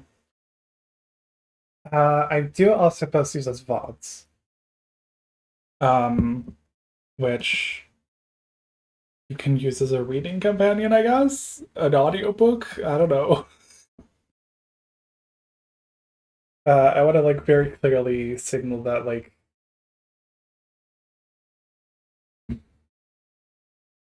I want to like very clearly just put a link to the book itself everywhere that I like read from it. So that if you don't like reading along to the stream itself, you can just have your own copy on the side. Right, as an audio companion. Sort of, yeah. With mandated breaks to play Celeste. I kind of sort of want to like just as a little gag do like a full run of Celeste after this is all over, just show just how like how much faster that is and how much fucking time just the reading takes up. Uh yeah. I think from here on out I'll have to do them like stage by stage instead of trying to do 3 stages in one day. That was way too much. I think that like God,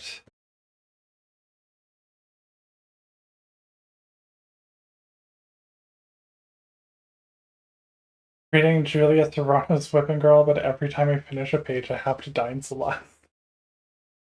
I even started my pending Celeste playthrough at the same time for maximum immersion. Yes! It's great. I think that, like, whenever I get to level 7,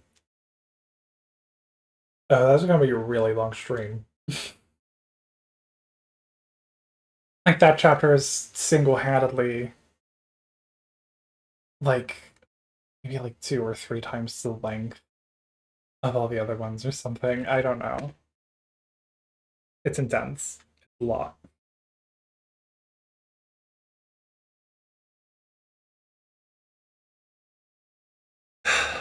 Oh my god.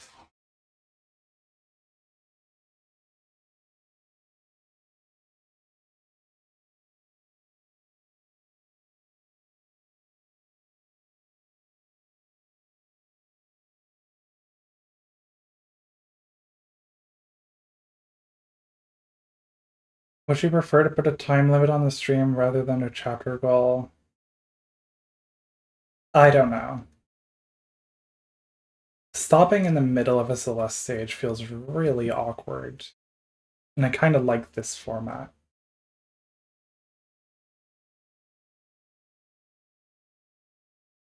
Yeah.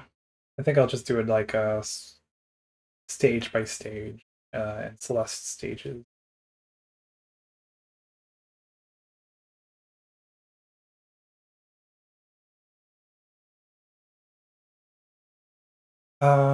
Let's see. I didn't click out of the book. Okay, good.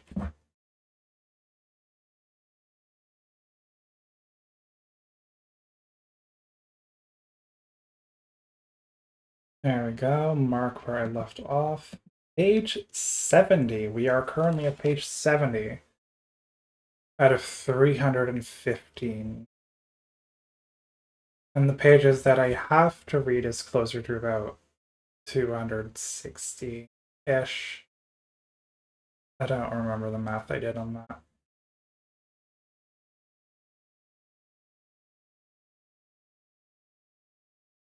But yeah, we'll get through it. I'm trying to think, because we still have the Mirror Temple, and then I forgot what the next stage is called, and then Mountain. That's only 3 Celeste stages to finish the whole book. I think there's more book than I'm gonna die. So it's looking like I'm gonna have to plan around that at some point. Oh boy.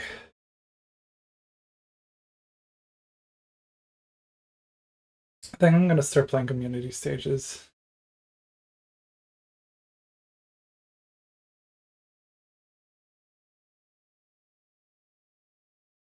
And I think I'm gonna end the stream now. Good night, everyone. I hope you have fun. It was interesting as a book. You learned something from it. Kind of the point.